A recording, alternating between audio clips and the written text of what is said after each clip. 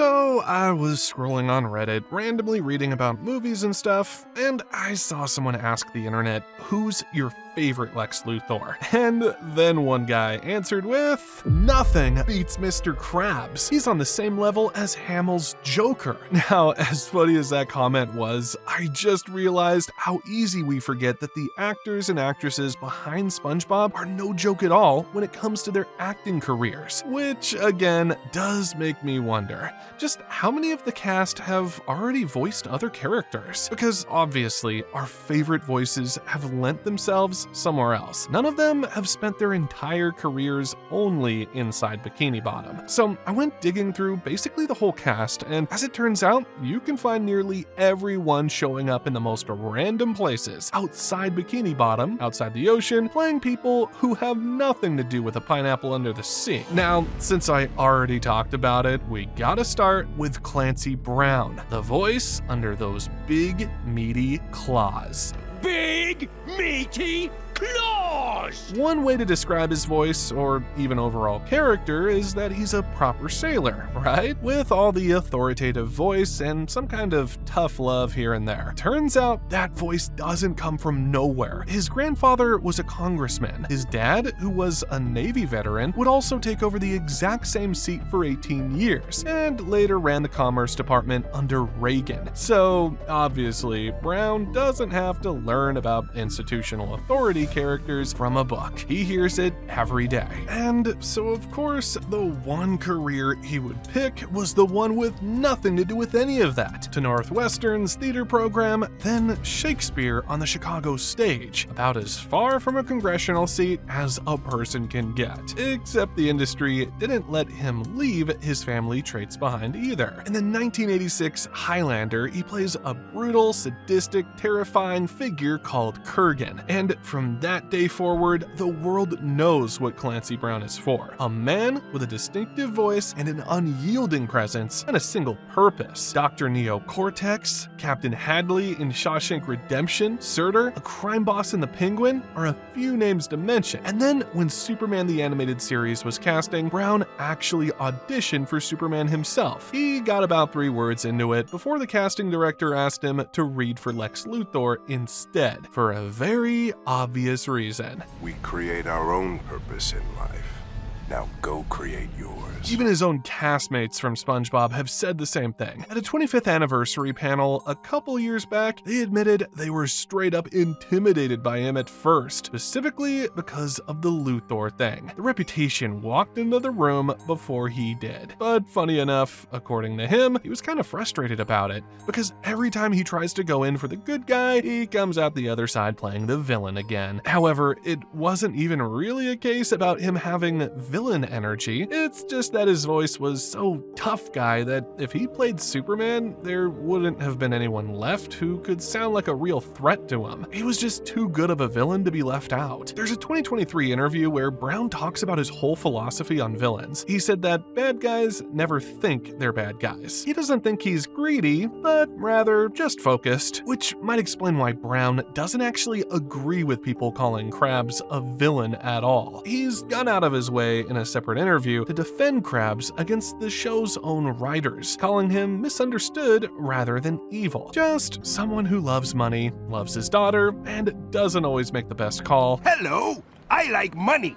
Don't think of it as an end, Superman. My biotech people will spend years studying your carcass. That being said, it wasn't a coincidence so much as the industry was framing him as a bad guy voice. I know Clancy himself wasn't actually in the Navy, but he's played close enough to actually be one. Hi, I'm your senior drill instructor, Career Sergeant Sim. Suck it, Edgar. Feet together! On the other note, I think Sergeant Zim is one of the few roles where Clancy actually gets to be the chiller version of that persona. Oh, and Hank Anderson from the Detroit Become Human game. Perkins, you f***ing c***. sucker.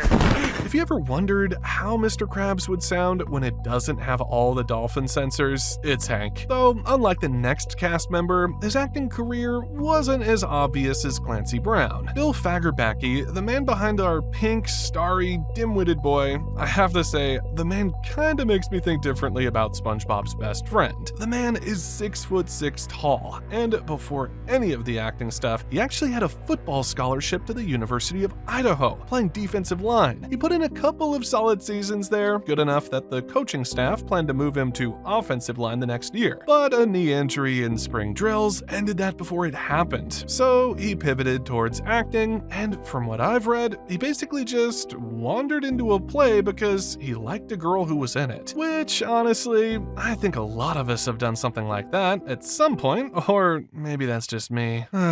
So you've got this huge guy with no real plan to act, and then here's the moment that I think changes everything for him. A sitcom called Coach, where he plays Dauber Dubinsky, the sweet, not too bright assistant coach, and it was a pretty good success. And it worked well enough to the point he played Jonas's dad in Jennifer's Body and later Bulkhead in Transformers Animated. He's basically always been playing some version of Dauber, or, well, Patrick, which might explain why Tom Kenny, of all people, later summed up Fagerbacke's whole career in one line. He plays lovable, well-meaning dunderheads. Funny enough, that last one actually put him back in a booth with Kenny again years later, since Kenny was voicing Starscream on that same show. But here's the thing that actually messes with me a little. A year before Patrick in 1998, he played a prison guard on HBO's Oz, secretly a member of a white supremacist gang inside the prison, using his position to terrorize other inmates, until it eventually catches up with him and gets him killed. And a few years before that, in 1994, he played Tom Cullen in Stephen King's The Stand, a man with an intellectual disability, gentle and plain-spoken, who turns out to be one of the more quietly steady, morally clear people left standing by the end of the story. So, in a handful of years, right before he ever said, "Is mayonnaise an instrument?" Fagerbakke had always played both extremes. I guess going from 0 to 100 like that, and back again,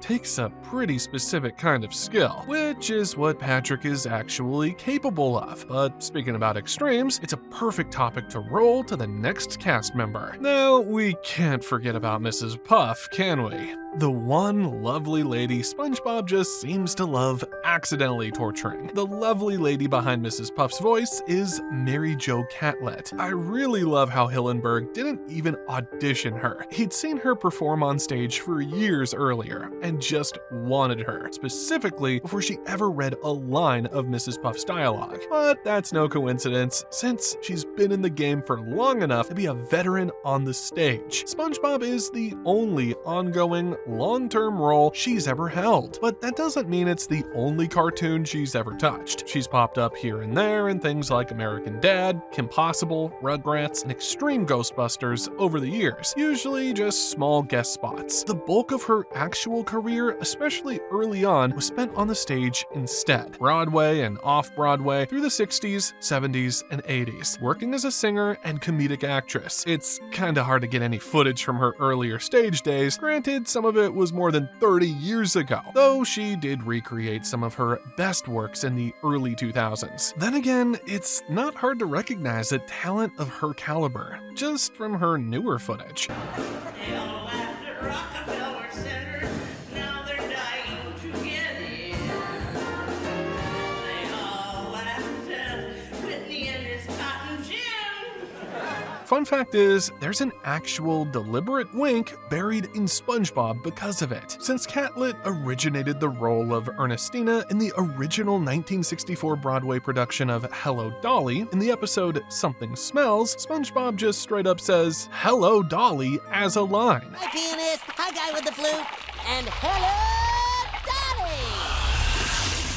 But other than any of that Broadway pedigree, she was also famous for a few completely different things, one of which she landed a Black Flag pest control commercial. And by her own account, that commercial is what let her actually buy a house and a car for the first time. She said, "I'm very grateful to roaches." She's talked pretty openly about how she sees herself too. She calls herself a character actress on purpose, says she was always round and funny, and figures that's actually an advantage, since there are way fewer people who specialize in that lane, which is kind of a different energy from Brown or Fagerbakke, who both talk about how dynamic their casting careers are. Catlett just settled into it early and seems completely at peace there. Yeah, talk about peace, something that her character might never get because of her most decorated student. Mrs. Puff? And when she first got cast as Mrs. Puff, her agent told her as if it was basically nothing. Just a little interim cartoon show to fill in for another one for the summer. It's only going to be in the summer. And 25 plus years later, she's still doing it. She's also the oldest member of the whole main cast, and has said working on SpongeBob these days feels like being basically retired, because it's easy and everyone is friends. And here's a fun little one to close on. She did a small movie in 2009, and her co-stars have said not one single day on set went by without somebody handing her their phone so she could do the Mrs. Puff voice for a relative. Well, I guess I can't really blame them, because it's probably something I'd do too. The same could pretty much be said for the next actress that portrayed a Texas-born squirrel, Carolyn Lawrence. Similar to Clancy Brown, I guess Sandy's character is not really hard to get into, since she has a green belt in karate. On top of that, she was a professional dancer, trained with a jazz dance company out of Chicago before any acting work. She said her whole career has basically been a series of random events. Got into voice acting on a total lark, where someone would hear her voice and ask her to audition for a talking doll, and it just snowballed into Bikini Bottom. She is a wild lady for sure, in a good way though. And where Catlett found her lane early and just settled into it, Carolyn went the opposite direction, showing up across a much wider stretch of modern animation. She played Cindy Vortex in the Jimmy Neutron franchise, which honestly isn't that far off from Sandy. She also voiced Mandragora in the Nickelodeon dub of Winx Club. And then there's Oral Puppington of the Moral Oral Show. Then I hell think is damn likely too. Well, what do they call you? Mostly Oral. I'm gonna live here for a while. Though Oral's character is basically the opposite of Sandy, a character with no confidence, nor competence, just a boy with good intentions, constantly getting steamrolled by life. Just like Ashley Graham from Resident Evil, I guess, which is also voiced by Carolyn. If you think about it, she has a knack for a strong-willed character, right? Regardless of their actual strengths in terms of physical combat or competence, her character was not about giving up and being useless. If anything, it's proof that she has a wide range of voice acting skills. Also worth knowing, she's also, right now, a licensed real estate agent in LA, which means she's on to yet another whole new career, alongside all of this, which proves that she is a wild lady indeed. But if you thought her journey was already a roller coaster, you haven't seen Plankton yet, because Doug Lawrence, the guy who voiced Plankton, actually grew up working in his family's air conditioning business. And it wasn't until high school that he got into drawing comic strips at all. From there, he went to the Kubert School, a cartooning school instead of an acting school, and afterward tried his hand at stand-up comedy around New Jersey before animation ever entered the picture. His first real animation job was to be layout assistant on the Ren and Stimpy show, which is kinda rough in retrospect, since the show reportedly had a notoriously difficult working environment. But he eventually followed some of the other artists over to Joe Murray's unit instead, and that's where things actually opened up for him. Murray brought him onto Rocko's Modern Life, first as a writer and director, and then, almost by accident, as the voice of Filbert Turtle. Filbert is almost the opposite of everything Plankton would later become. He's neurotic, hypochondriac, and terrified of germs instead of being one. People who've worked with him for years still describe his sense of humor as almost impossible to explain unless you already know him personally. Jeff Swampy Marsh, who worked alongside him back on Rocko's Modern Life before going on to co-create Phineas and Ferb, has said the logic behind Lawrence's comedic choices remains a mystery nobody around him has ever fully solved. But one thing for sure, Mr. Lawrence had a talent for creating an angry moment for his character. Whether it's Filbert, Edward from Camp Laszlo, or even a baby in Felix the Cat, they all had some very recognizable scream. And mind you, those were not even the most bizarre things Lawrence ever did, because just in case you didn't know, Mr. Lawrence did narrate the whole Aquabats Super Show, as well as voicing the man-ants. But probably the best proof of Doug's refusal to stay small instinct came just last year. He wrote the story and screenplay for Plankton the Movie, a whole feature film built around a character that was originally supposed to last 1 or 2 episodes. He's just as talented in voice acting as well as writing a show, I can tell you that. But this show never lacked any talent whatsoever, just like the next cast members. Which, this one is kind of a wowzer for me, to say the least. Jill Talley, who does Karen, came up through Chicago Improv, in a scene stacked with people who'd go on to become huge names like Chris Farley, Tim Meadows, Steve Carell, Amy Sedaris.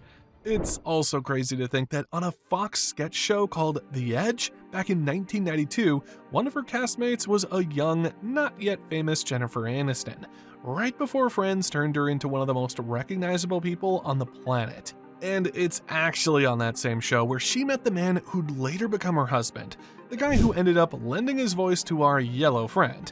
They must have hit it off pretty good because a few years later, they were both series regulars together again on HBO's Mr. Show with Bob and David, one of the more beloved cult sketch shows of the 90s. Talley took the opposite path from her A-list castmates though, and it's not hard to see why since she often talked about how being able to take her kids to the park without anyone bothering her is something she'd genuinely have a hard time giving up. And that's basically the whole reason for staying in the booth instead of in front of the camera. Honestly, I'm kind of grateful for that choice because I can't really imagine that flat, deadpan, electric-sounding voice belonging to anyone else. And she did get to meet the man who would later become her husband, who lent his voice to our yellow friend, so good on her. There's no single persona-locking role for her the way there is for Brown or Fagerbakke. Some of her best works are Karen, of course, Sarah Dubois on The Boondocks, Rita Loud on The Loud House, which are all kinds of dry, deadpan, sharp-tongued women, sure, but I'd call that more of a comic lane she's good in rather than a trope forced onto her from the outside. But now that I mentioned Sarah Dubois, there's an interesting dynamic between that character and Karen where both are kind of the column of marriage relationship between both shows. In SpongeBob, we know her character is calm, intelligent, but low-key as evil, if not more, than her husband. Sarah, on the other hand, is pretty much the flip side. So if you're interested if Karen ever got to be a more expressive and chaotic version of herself, you might want to check The Boondocks. It's one hell of a ride, I assure you. On top of all that, I think she might have one of the more stacked animation resumes out of the whole cast. Alongside our last character in this list, just not always about big roles. Small guest spots on Frasier, Seinfeld, Third Rock from the Sun, and Ellen, a bit part in Little Miss Sunshine, plus voice work scattered across Camp Laszlo, American Dad, and Stripperella. She's basically everywhere in the background of 90s and 2000s comedy if you know to look for her. Oh, and also, she and Kenny have actually played a married couple on screen more than once. There's the Smashing Pumpkins video, a Travis music video called Sing, and of all things, for whatever reason, Sky High is the most memorable scene where I've seen the two of them together, where they play Mr. and Mrs. Timmerman. So even outside SpongeBob, life's been great around these two for a while, which is kind of a perfect bridge to what's arguably the most famous voice on the whole show. Kenny's a different case from the rest of the crew. For one, he got discovered while doing stand-up. He spent about 8 years grinding through stand-up clubs in Boston and San Francisco, even landing a small role as a rival clown in Bobcat Goldthwait's dark comedy Shakes the Clown. Then eventually a Cartoon Network scout caught him doing a bunch of different character voices in one set, and basically just asked if he'd thought about doing that for cartoons. And you can see it in how that voice skill scattered his other work. Heifer Wolf on Rocco's Modern Life, the mayor and the narrator on the Powerpuff Girls, Dog on Cat Dog, Spyro in Spyro the Dragon games, and what's more, Ice King from Adventure Time? He's even ended up as Starscream on Transformers Animated, the same show where Faggerbacky was voicing Bulkhead. Now, even though you could still hear SpongeBob's high, squeaky voice in some of these characters, Tom came up with a wide range of characters, as well as their own weird laughs. And that's really just scratching the surface. He's voiced Carl on Johnny Bravo, Dr. Two Brains on Word Girl, Eduardo on Foster's Home for Imaginary Friends, and multiple characters on Shaolin Showdown. And he's played the Penguin across a handful of different DC animated shows and movies. So this cast now has 2 separate DC villains in it, Tom and Clancy Browns. When Joe Murray brought him onto Camp Lazlo to voice Scoutmaster Lumpus, he said outright that Kenny adds writing to his roles. He even hosted NBC's Friday Night Videos for a year and got his first TV stand-up spot on Late Night with David Letterman. So by the time SpongeBob showed up in 1999, Kenny had already lived 2 separate careers. So yeah, we could say Kenny has got more of a raw skill instead of a persona. Meanwhile, our next guy is almost the opposite story. Just someone who might have already had the character halfway built into him before he ever walked into the audition room.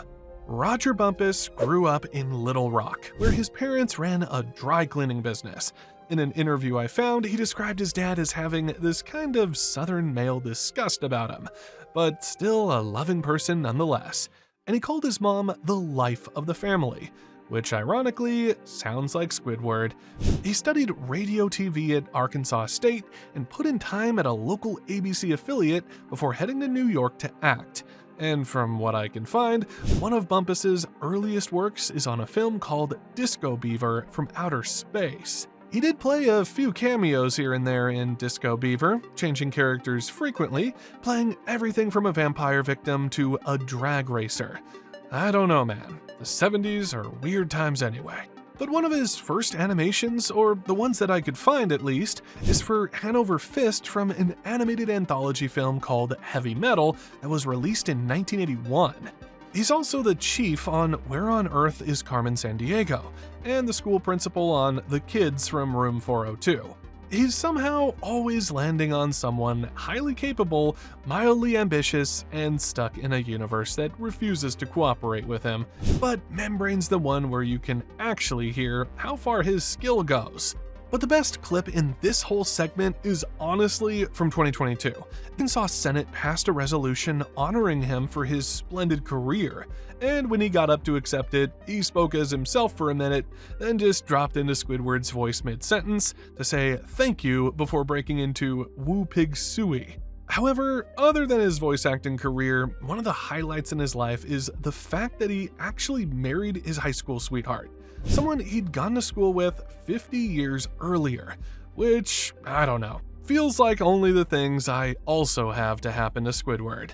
But after all those cast members, our last cast member has the most interesting story to hear. Lori Allen plays the only person Krabs fears the most, his daughter Pearl. She's been performing since she was 5, a Shakey's Pizza commercial of all things, though I couldn't find the exact clip for it. However, her early acting career wasn't really a surprise since both her parents were also performers, which gave her access to hang out with the theater kids. Before she was known for comedy, Allen's first ever TV credit was actually a dramatic guest spot on the original Law & Order in 1990, playing a diner waitress testifying in a case pulled straight from the real preppy murder headlines. She worked opposite Chris Noth, years before he became Mr. Big on Sex and the City. As for her film debut, it wasn't comedic either. She played a few short scenes as Cleopatra in the 1994 film Holy Matrimony. However, when it comes to animation, her first ever voice role is Felina Farrell, a blunt, hard-edged fighter pilot on Hanna-Barbera's SWAT Kats show. And if you looked everywhere, some of her best works in voice acting looked nothing like Pearl's whiny teenage energy at all. I mean, we're talking about the Invisible Girl from the Fantastic Four animation and Diane Simmons from Family Guy, and a lot of guest roles on just about every corner of television. She's often said that she had to actually take real animation and improv classes to get there, since a good voice alone isn't enough to hold a character like that together. Outside of animation and movies, one of the biggest video game roles was, of course, none other than the boss in the Metal Gear Solid games. It may be the most serious thing on this whole list, though she's described how draining it actually was the whole thing to record. For one, there's no scene partner in the session. It's just her alone in a booth reciting tragic love stories and a soldier's death, take after take, session after session, until her own voice was worn out by the end of it. I mean, that's about as far from Pearl as a performance gets. And it's exactly the experience that got her a complex ranking as one of the best performances in video game history.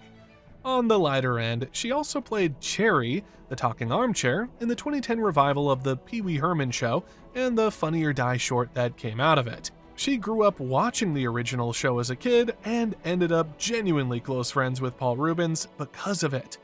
Honestly, I didn't expect to end up here when I started this.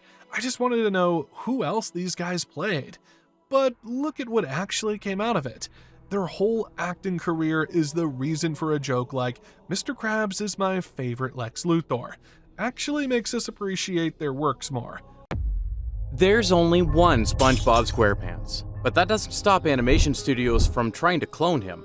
From sugar-high coconuts to high-octane ducks, these shows have been accused of copying SpongeBob. Some copycats are painfully obvious, others are subtler, sneakier. And here's the wild part. You've probably seen some of these shows without realizing just how closely they echo Bikini Bottom. We'll break down what made them similar, who created them, how people reacted, and whether these shows were simply inspired or straight up stolen from the Bikini Bottom blueprint. Because apparently, turning a yellow square and his bizarre crew of friends into a genre is a thing now, and sometimes the results are just plain ugly. There are some shows that will definitely surprise you, but for now, the most obvious one is Coconut Fred's Fruit Salad Island. Yes, that's the real title. A copycat so blatant, it might as well have been wearing square pants. The show aired in 2005, the golden age of SpongeBob, when kids everywhere were quoting jellyfishing and using rainbow hands to say imagination. Fred is a coconut. I'm Fred. Fred! He lives on a tropical island surrounded by talking fruit. Tropical fruit, to be exact. Fueled by what seems like a never-ending sugar rush and exists solely to wreak cheerful chaos. So basically, SpongeBob over the water. Let's be honest, Fred is SpongeBob. They're not even trying to hide it. And Fred isn't alone. The whole island is like a fruit-flavored parody of SpongeBob's inner circle. Fred's grumpy neighbor is a snail-slug hybrid who just wants peace and quiet. Sound familiar? He's the show's Squidward.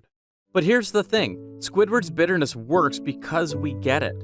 He's stuck between a sponge and a starfish. Sluggo? He's just angry. No clarinet, no nuance, just constant yelling and unfunny tantrums. The Bungaberry? That's Patrick, split in two and somehow made even dumber. Meanwhile, Green Rind is the island's cranky authority figure, a watermelon who exists solely to be annoyed by Fred. He's the Krabs stand-in, minus the capitalism or catchphrases. But anywhere you look, there's always a resemblance to SpongeBob.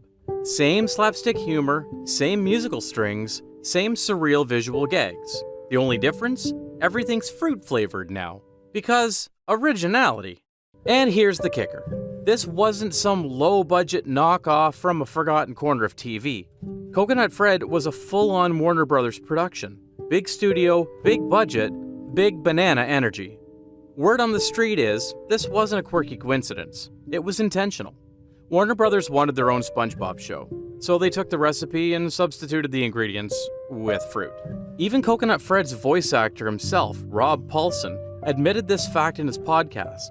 But instead of creating a new formula, they Frankensteined a coconut with ADHD and hoped kids wouldn't notice. Spoiler alerts, kids noticed, critics noticed, and the internet definitely noticed.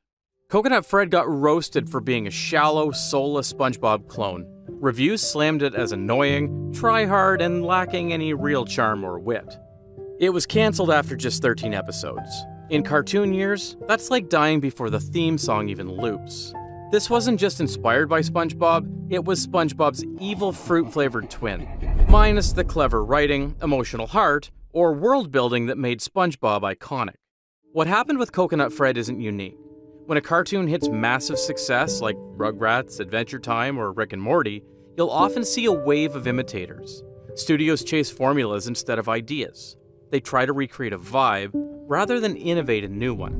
But with Fred, the mimicry was so naked, so unashamed, that it became a case study in what not to do when crafting a successful animated series. Coconut Fred didn't ride SpongeBob's wave, it got completely wiped out by it. Hard. Even now, nearly 2 decades later, Coconut Fred is remembered not for its characters or stories, but for how hard it flopped trying to be something it wasn't. But what if the SpongeBob formula wasn't copied so blatantly? What if it was camouflaged, hidden behind glitter graphics, fishy high schoolers, and far too many awkward crushes? Fishhooks is one of those. On the surface, it doesn't look like a clone, but if you squint hard enough, you'll see the sponge DNA bubbling just beneath the tank. Fishhooks dropped in 2010, right in the middle of SpongeBob's teenage years. Which is fitting, really, because Fishhooks is all about teen fish. They live in a pet store aquarium, go to school, have crushes, cliques, and the existential horror of spending their whole life in a glass tank. At first glance, it screams budget bikini bottom. Underwater setting, hyperactive animation, characters bouncing around like they've chugged 6 Red Bulls and skipped all their therapy. Milo is essentially SpongeBob's chaotic cousin. Same relentless optimism, same over-the-top goober energy. B, she's the confident, capable bestie, a little bit sandy, a little bit every Disney Channel girl boss.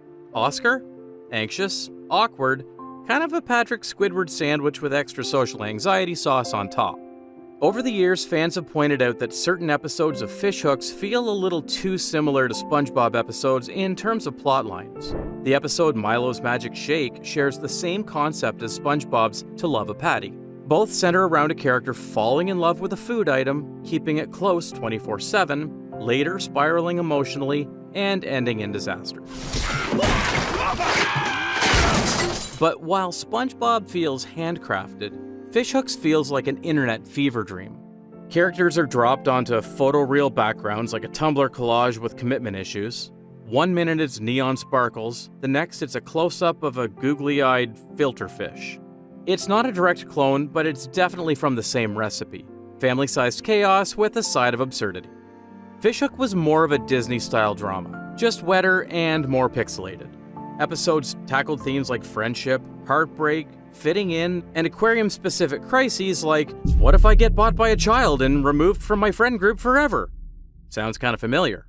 Anyway, it was existential dread in a fishbowl. Critics called it loud and messy, which is accurate, but apparently kids are loving it. Some even begged for it to make a comeback. It ran for 4 seasons. 4! Which means someone was tuning in long enough to memorize every fish's emotional backstory. Fishhooks wasn't a straight ripoff, it was more of a weird, watery side quest. But the next copy of SpongeBob, this one came from the very place that created him. You ever get that weird deja vu? Like that moment when a show looks like SpongeBob, sounds like SpongeBob, but swears it has no idea what a pineapple under the sea even is? Enter Bunsen is a Beast, launched by Nickelodeon in 2017. Their pitch? What if we made a show about a weird-looking guy with a high-pitched voice, Cosmo! boundless optimism, and an obsessive need to be everyone's friend? Sound familiar? No, it's not a SpongeBob reboot, it's Bunsen is a Beast. That's right, this wasn't some other studio chasing the sponge wave, this was Nickelodeon copying its own blueprint. Bunsen is not a sponge. He's a thing. A fluffy blue monster thing. And he's going to school with humans because reasons. From the first frame, the style screams deja vu. It's SpongeBob's DNA spliced with the Danny Phantom art style. The movement is wild and exaggerated. He was loud, obnoxious, annoying to everyone around him. The jokes are mostly about bodily functions too, just like modern SpongeBob. It's giving you the vibe of SpongeBob when he hit puberty and refused to calm down. And then there's the duo dynamic. Bunsen and Mikey is basically SpongeBob and Patrick in a monster-themed remix. One's hyperactive, the other confused but loyal. Classic Chaos Core pairing. The only difference is that instead of jellyfish and fry cook life, it's all about monster rights. Yeah, we're tackling social inclusion with Bunsen. At its core, the show is about acceptance. The message is loud and clear. Monsters deserve to be treated like everyone else. Only that message is often delivered through burp contests and eyeball juice. And here's the weirdest part. It wasn't some fluke. This came directly from the source. Same studio, same resource, even some of the same musical DNA. Composer Guy Moon, a Nickelodeon regular, built the show's wild audio landscape. Also, it came almost 20 years after SpongeBob had already cemented its legacy. Copying it, especially in-house, was a risky move. Unfortunately, Bunsen didn't catch on. Ratings flopped, kids weren't into it, adults didn't even know it existed. Nickelodeon quietly pulled the plug after just one season. One and done, like a sneeze you forgot happened. But those stories are nothing compared to the next copy of SpongeBob, because now we're entering pure meme madness. Nothing screams SpongeBob energy like two ducks in a rocket van screaming about bread. Yup, this actually aired on television. It's called Breadwinners, a show that feels like SpongeBob wandered into a YouTube poop and never found the exit. Breadwinners is about two ducks, Sway Sway and Badoose, who deliver bread to other ducks in a rocket-powered van. No deeper meaning, no secret lore, just ducks, bread, chaos. It started as a YouTube short. Nickelodeon picked it up and said, "Yes, this is the future of children's entertainment." Then they gave it a time slot and let the chaos unfold. Hyper pair of best friends? Check. One smartish, one dumbish? Check. Shouting? Constant. Random slapstick? Overflowing. It's SpongeBob times ADHD with a dubstep remix. Badoose is basically Patrick if he grew up on Vine. Sway Sway? SpongeBob with main character syndrome and zero fear of carbs. Breadwinners started life as a passion project. Literally. It was created by Gary Doodles DeRaphael and Steve Borst, who pitched it straight from YouTube. And for a second, it worked. The vibe was pure early 2010s internet. Bright, choppy, obsessed with lots of fart jokes and EDM cuts. Think of it as SpongeBob meets Smosh with random equals funny Tumblr humor. Critics were not impressed. Parents hated it. Reviewers called it immature, obnoxious, and a migraining cartoon form, especially the fart jokes. But kids? Some of them loved it. It had just enough meme juice and bread-fueled chaos to carve out a tiny cult following. Still, by season 2, the novelty wore off. The van ran out of gas, and the show was quietly shelved like expired sourdough. But here's the thing. Unlike Coconut Fred or Fishhooks, this wasn't studio mimicry. This was pure internet brain. This was SpongeBob reimagined through the lens of shitpost culture. It wasn't a ripoff, it was a glitch in the SpongeBob matrix. A neon-feathered fever dream that somehow got greenlit. As you can see now, other studios wanting to copy the success of SpongeBob aren't exactly rare things. But what happens when the studio that made SpongeBob decides to copy itself? Let's set the scene. It's 2021, SpongeBob has officially lived longer than most people's attention spans, and Nickelodeon still wants more. But instead of making something new, they're like, hey, what if we turned SpongeBob into a baby and gave Patrick a talk show for children? Welcome to the SpongeBob Expanded Universe, a franchise extension that literally no one asked for. Say hello to Camp Coral and The Patrick Star Show. Two spin-offs that somehow feel like knockoffs, despite being made by the same studio. Camp Coral feels like AI-generated SpongeBob, filtered through corporate synergy and a mountain of screaming quotas. Camp Coral puts SpongeBob as a child in a CGI wilderness camp, and the moment it swaps classic 2D animation for lifeless CGI, it kills everything the original nailed, especially the iconic squash and stretch physical comedy. Then there's the Patrick Star Show, which takes Patrick, everyone's favorite loyal idiot, and turns him into a chaotic late-night host in a surreal fever dream. It ditches character consistency, timeline logic, and any emotional grounding in favor of absurdist skits, nonsense pacing, and joke delivery so forced it feels like a Twitter meme account come to life. The energy is random equals funny, but without the structure SpongeBob always had behind its chaos. Patrick in the original show was dumb, but he was dumb with purpose. Now he's just dumb with airtime. But it's still SpongeBob. How could you call it a copy? Here's where it gets complicated. The real twist isn't just that these shows exist, it's who made them. Not Steven Hillenburg or the original creative team. These were assembled after Hillenburg's passing, developed by new hands, shaped in boardrooms, and crafted with corporate intent. And that matters. A lot. Because Hillenburg famously, publicly, and passionately opposed spin-offs. He didn't want a SpongeBob cinematic universe. He wanted SpongeBob to stand on his own.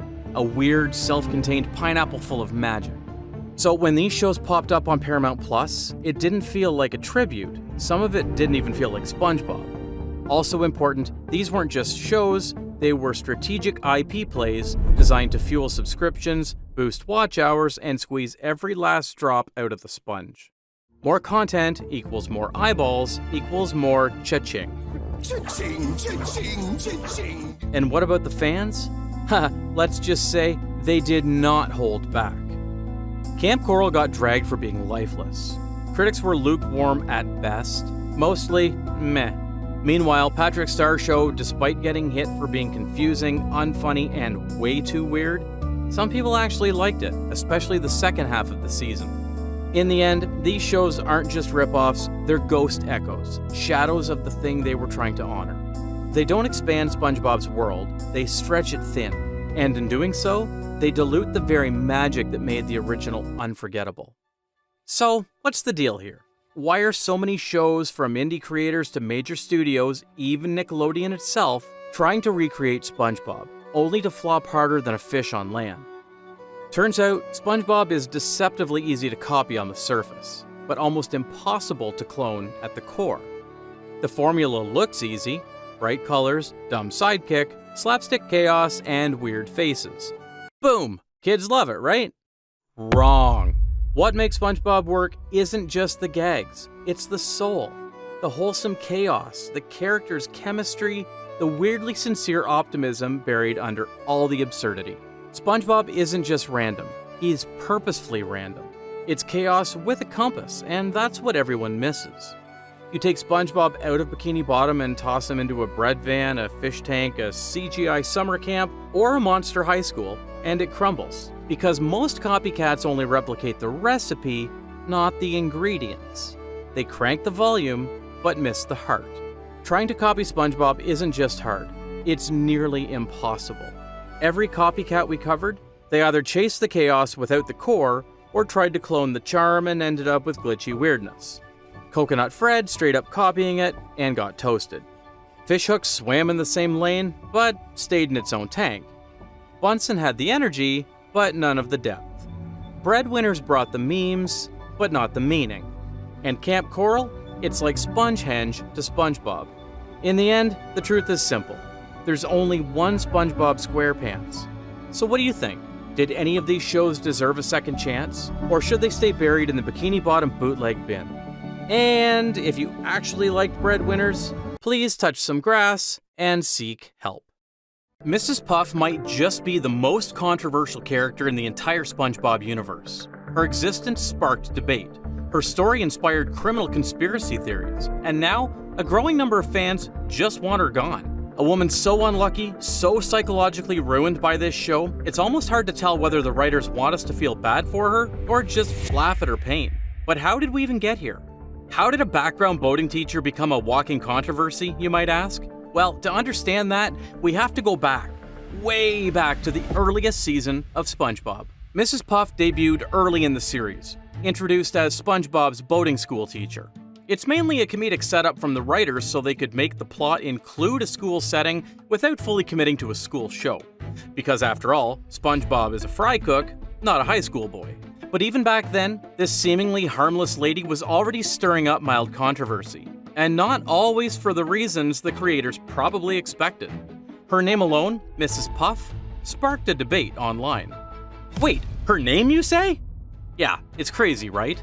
So here's where it gets weird. We all know her as Mrs. Puff, and it's not hard to guess where the name comes from since she is a pufferfish, right? Except, apparently not everyone saw it that way. The thing is that back in the late 90s and early 2000s, the word puff was also slang, often derogatory, for gay men, especially in older British and American circles. It isn't mainstream anymore, sure, but it was at the time. On its own, this might have passed as a weird coincidence. But this was also the exact same time SpongeBob's own identity was under the spotlight. When SpongeBob first came out, there were actual media debates, articles, panel discussions, public complaints from groups like the American Family Association. Some conservative voices accused the show of pushing a gay agenda, even though SpongeBob never even talked about romance. Well, except for bromance stuff. Lots of bigger media like the BBC were covering it as early as 2002. Quoting, "The show itself has been an icon with the gay community, according to the Wall Street Journal. SpongeBob's innocent optimism, soft personality, and bright, camp world have endeared him to gay men," the Journal said. The Journal even described SpongeBob as holding hands with his pink best friend, living in a pineapple, and getting driving lessons from a teacher called, yep, Mrs. Puff. And suddenly, this innocent fish teacher was caught in the crossfire of a larger cultural conversation. Now, to be clear, was the name intentional? Probably not. Mrs. Puff was most likely just a pun, the same way Larry the Lobster is a pun, or even Sandy Cheeks. But it didn't matter. In a media climate full of moral panic and culture wars, even the most harmless detail became a target. And Mrs. Puff, of all characters, found herself dragged into the headlines simply for existing next to SpongeBob. Which is kinda wild when you remember what her actual job is. Because at this point, we haven't even touched the real controversy. Over time, her character got darker, stranger, and by the time we hit the later seasons, something about her just didn't feel right anymore. She became a symbol of failure, of trauma, of someone trapped in a job they can't escape, or a show that won't let her go. And what happened next? Well, that's when the real rabbit hole begins. Mrs. Puff's lore was never supposed to be this deep. Really, if you go back to her debut in Season 1, it's pretty clear. She's a side character, a joke delivery system, nothing more. She was written in to solve a simple problem. How do we do school jokes in a show about a working sponge? Simple. Add a boating school. Add a teacher. Throw in a few gags about driving tests. Boom. Problem solved. And for a while, it worked. She was funny, relatable, the stressed out adult constantly overwhelmed by a student who just won't listen. We laughed with her, we laughed at her, but as the seasons went on, she started becoming a punching bag. A woman stuck in the same class year after year, slowly breaking under pressure. Episodes started opening with her in fear. Jokes stopped being about SpongeBob failing and started being about her suffering.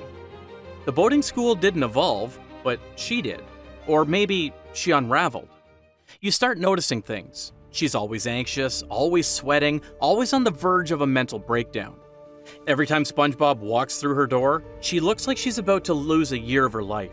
Every episode ends with her in the hospital, in jail, or in a straight-up mental collapse.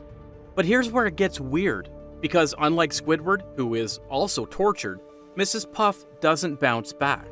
Squidward gets angry, screams, goes home, wakes up miserable, sure, but he resets by the next episode. Mrs. Puff doesn't reset. Every failure with SpongeBob stacks on top of the last one. Every jail sentence chips away at who she used to be. You can literally track her psychological decay across the seasons. And the wild part? None of this was planned, because this wasn't some character arc. It's the accidental result of using the same joke for 25 years. And once the fans started noticing it, That's when the real controversy started. People start questioning who she was before SpongeBob, what she ran from, who she might have hurt. Remember how Mrs. Puff once said this? I'll have to move to a new city, start a new boating school with a new name. No, not again. At first, it sounds like a throwaway joke. Cartoon characters say stuff like this all the time. But that line stuck with people because she said she'd have to start over in a new town with a new identity, and then not again. That one phrase cracked something open for fans. What do you mean, not again? What do you mean, not again? What do you mean, not again? Over time, people started noticing strange little details in the show. Hints that maybe Mrs. Puff wasn't who she said she was.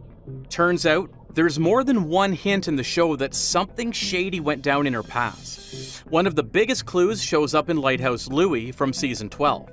We get a peek into her private lighthouse, basically a hoarder's storage bunker, and right in the middle of the chaos, a file folder labeled Mrs. Puff. Not student records, just her, like she's keeping a file on herself. That's already weird, but it gets better, because in the same episode, for just a blink, you can catch a newspaper headline buried in the clutter. Boat teacher makes getaway. Let me say that again. Boat teacher makes getaway. That's a literal newspaper clipping hidden in the background, implying Mrs. Puff fled a previous life. And the cherry on top? The article is from the New Kelp Post, Bikini Bottom's neighboring city. So now we have a character using what is possibly a fake name, a documented escape from a different town, and actual in-universe evidence of a crime. That's when the theory started to snowball. What if Mrs. Puff isn't just SpongeBob's stressed-out boating teacher? What if she's a fugitive? Now, of course, I won't be talking about this theory too much since this isn't one of my solved series. Maybe I'll talk about it in the future, but in short, the theory goes like this. Years ago in New Kelp City, Mrs. Puff ran a different boating school, but she made a fatal mistake. She gave a license to a student who wasn't ready, a student who caused real destruction, maybe even something worse. Some versions of the theory go pretty dark, suggesting people were hurt, maybe even killed. And Mrs. Puff? She covered it up, then vanished, faked her identity, moved to Bikini Bottom, and started a new life. Until fate and SpongeBob caught up with her. A constant, painful reminder of her original failure. A walking punishment she can never escape. Here's where things get even stranger. The show kind of plays along. Mrs. Puff is constantly shown suffering mental breakdowns. She ends up in prison over and over, usually for crimes SpongeBob caused, and when she finally gets peace, it's behind bars. She's smiling, because prison is the only place where she finally feels safe. Now, of course, none of this is official. The show never confirms any of it. It's all built from scraps of details, hidden jokes, and overthinking. But hey, that's the power of the internet. A theory doesn't need to be canon, it just needs to make too much sense. Ironically, for this topic, this whole theory with her proves one point. The fans get so irritated with her role as a teacher with PTSD, and since the show rarely gives her moments to deepen her lore, fans just tried to make sense of her by trying to understand what makes her like this in the first place. That's why she's become so controversial. And if that wasn't enough, the modern seasons found a way to make things even worse. Because now, it's not just the past that fans are upset about, it's her present. And what the show keeps doing to her again and again and again. So after everything she's been through, where does that leave Mrs. Puff now? What even is her role anymore? Well, she still shows up in modern SpongeBob, but almost never as the focus. And when she does, it's usually just for another round of suffering. You'd think after 100+ failed tests, SpongeBob would be banned from the road permanently, or at least suspended from school, like any other student would be. But nope, every episode, he's back in the boat, destroying public property, risking lives, laughing through it all. And Mrs. Puff just has to take it. There's one episode, Bumper to Bumper, where she says, If he took the driving test somewhere besides the driving course, he would pass. But unfortunately, I'm reminded of the consequences if I get too angry with the little nuisance. So now there are consequences for reacting to SpongeBob? As if she's the only one who's in the wrong for being traumatized? What kind of system is this? This is the part that made a lot of fans turn on the writers, because at some point, it stopped being funny. They kept breaking her without giving her anything in return. She doesn't even get less screen time. She just lingers, episode after episode, stuck in the same miserable loop. And that's where a new conversation started online. You'll see it on Reddit, on forums, even in YouTube comment sections. People are asking, why is she still in the show? Simply out of fatigue. Fans have gotten tired of watching her suffer. Some even say if she disappeared from the show tomorrow, it wouldn't change anything. Like she's become background noise for someone else's comedy. And yeah, the show did try to give her something more.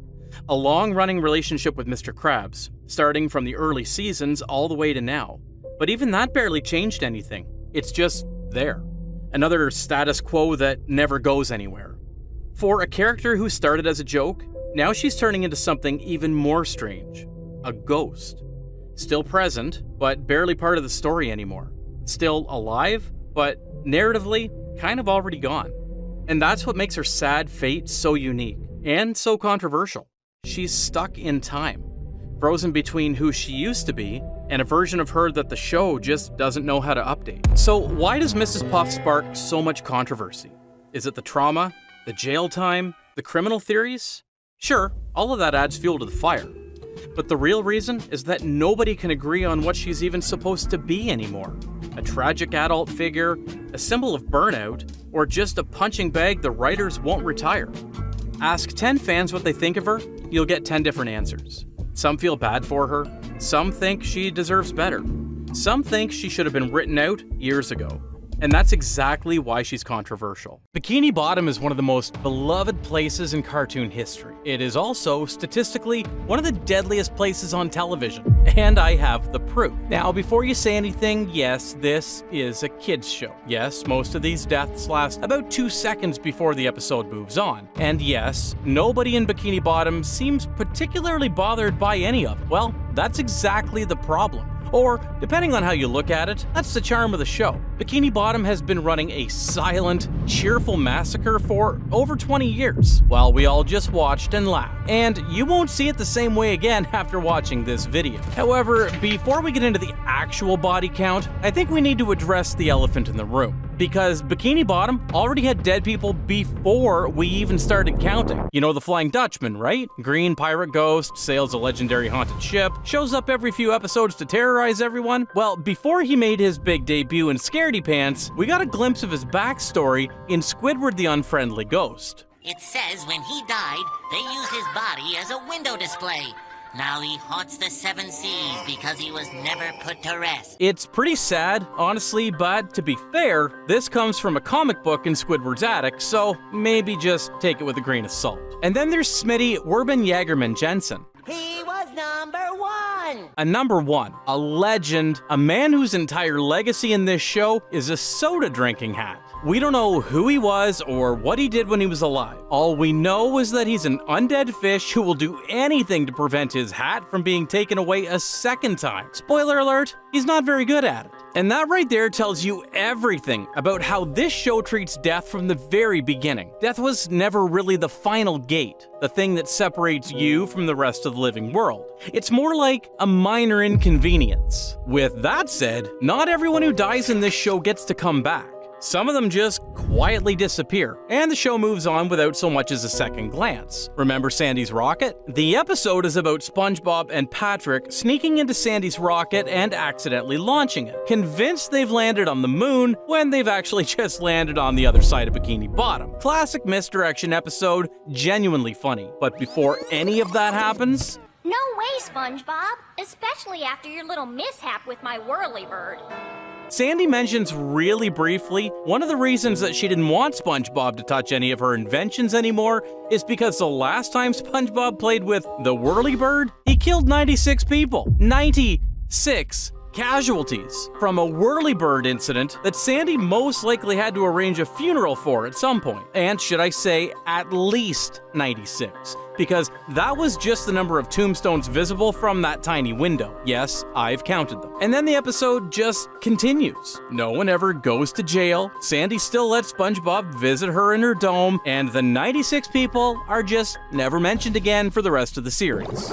SpongeBob has a vehicular manslaughter count that most war criminals would find impressive, and the show found a way to make it a 2-second visual gag. Like that one poor kid from Hooky. I mean, it's a straightforward cautionary tale. Mr. Krabs warns SpongeBob about the fishing hooks that appear near Bikini Bottom every season. Patrick ignores all of that because he sees the hooks as a fun carnival ride, and then SpongeBob would eventually give in and join them. And at some point during all this, the camera just quietly pans to a pair of shoes on the ocean floor. There was one kid here earlier. In any other show, that'd be a setup, a Chekhov's gun, foreshadowing something darker later, which they actually did. Patrick did get caught and sent back inside the tuna can. There's also a strange case where Mr. Puff, as in Mrs. Puff's late husband, gets exactly 2 seconds of screen time. And he's not even alive for those 2 seconds. In Krusty Love, Krabs falls for Mrs. Puff at first sight, but gets nervous when he hears she has Mrs. in her name. However, SpongeBob reassures him, like, oh no, she's not married, and then we get this. She doesn't like to talk about it. I guess he shares the same fate with the kid from Hooky, though I'm sure he still had a way to come back to Mrs. Puff if he wanted to. I mean, we all watched the 2004 movie and saw that every kind of dried up sea creature could come back from the dead if you pour enough water into it. Still, the show killed a man, made him into furniture, and then used his death as a flirting setup, all within about 15 seconds. And Mr. Puff has never been mentioned since. Rest in glow, King. However, as quick as that joke is, New Leaf is even more efficient about it. One day, Plankton decides to open a gift shop as a cover story to trick Mr. Krabs, kicking things off with a sad sob story to raise the white flag. Actually, I can't recall you ever having a customer. Well, there he is! You could argue the customer died of natural causes. Maybe old age, maybe a pre-existing condition. But come on, he died before he could finish the sandwich. And Plankton couldn't even be bothered to clean up the body, to maybe hide the fact that someone got food poisoning from Chum. The skeleton just sits there, still at the table, probably still waiting to complain. But my personal favorite case here is the unnamed spatula from All That Glitters. SpongeBob's spatula breaks while he's cooking a triple Krabby Patty, so SpongeBob has to put him in the hospital. Then later in the episode, the show, in its infinite wisdom, decides to give this spatula a death scene.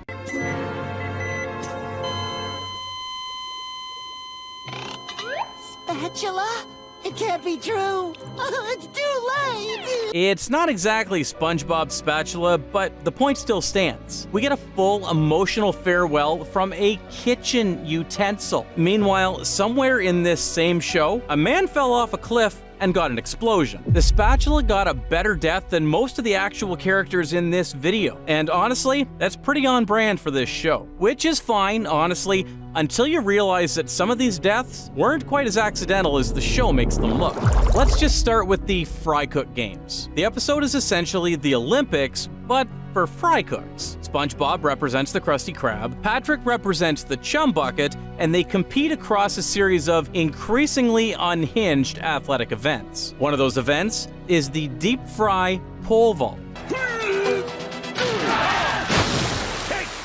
Get your fish sticks here! Patrick launches himself off the pole, but he completely mistimes the landing and splashes a vat of boiling oil directly onto the crowd. 48 fish instantly turned into fish sticks. But the crazy part that really gets me, the vendor in the stands just starts selling them. Like, I understand the business side of it, being opportunistic and all that stuff, but isn't that basically cannibalism? You're serving fish sticks to a crowd of fish? Anyway, Patrick doesn't apologize. The games continue. 48 people are now overpriced stadium food, and nobody files a single complaint. Now, if you watched my last video, you already know what's coming here. Sing a song of Patrick. After seeing an ad in the back of a comic book, Patrick decides to write a poem and send it to a recording company so they can turn it into a song. A song so catastrophically bad that it kills 4 musicians in the studio just from performing it. And a 1, and a 2, and a...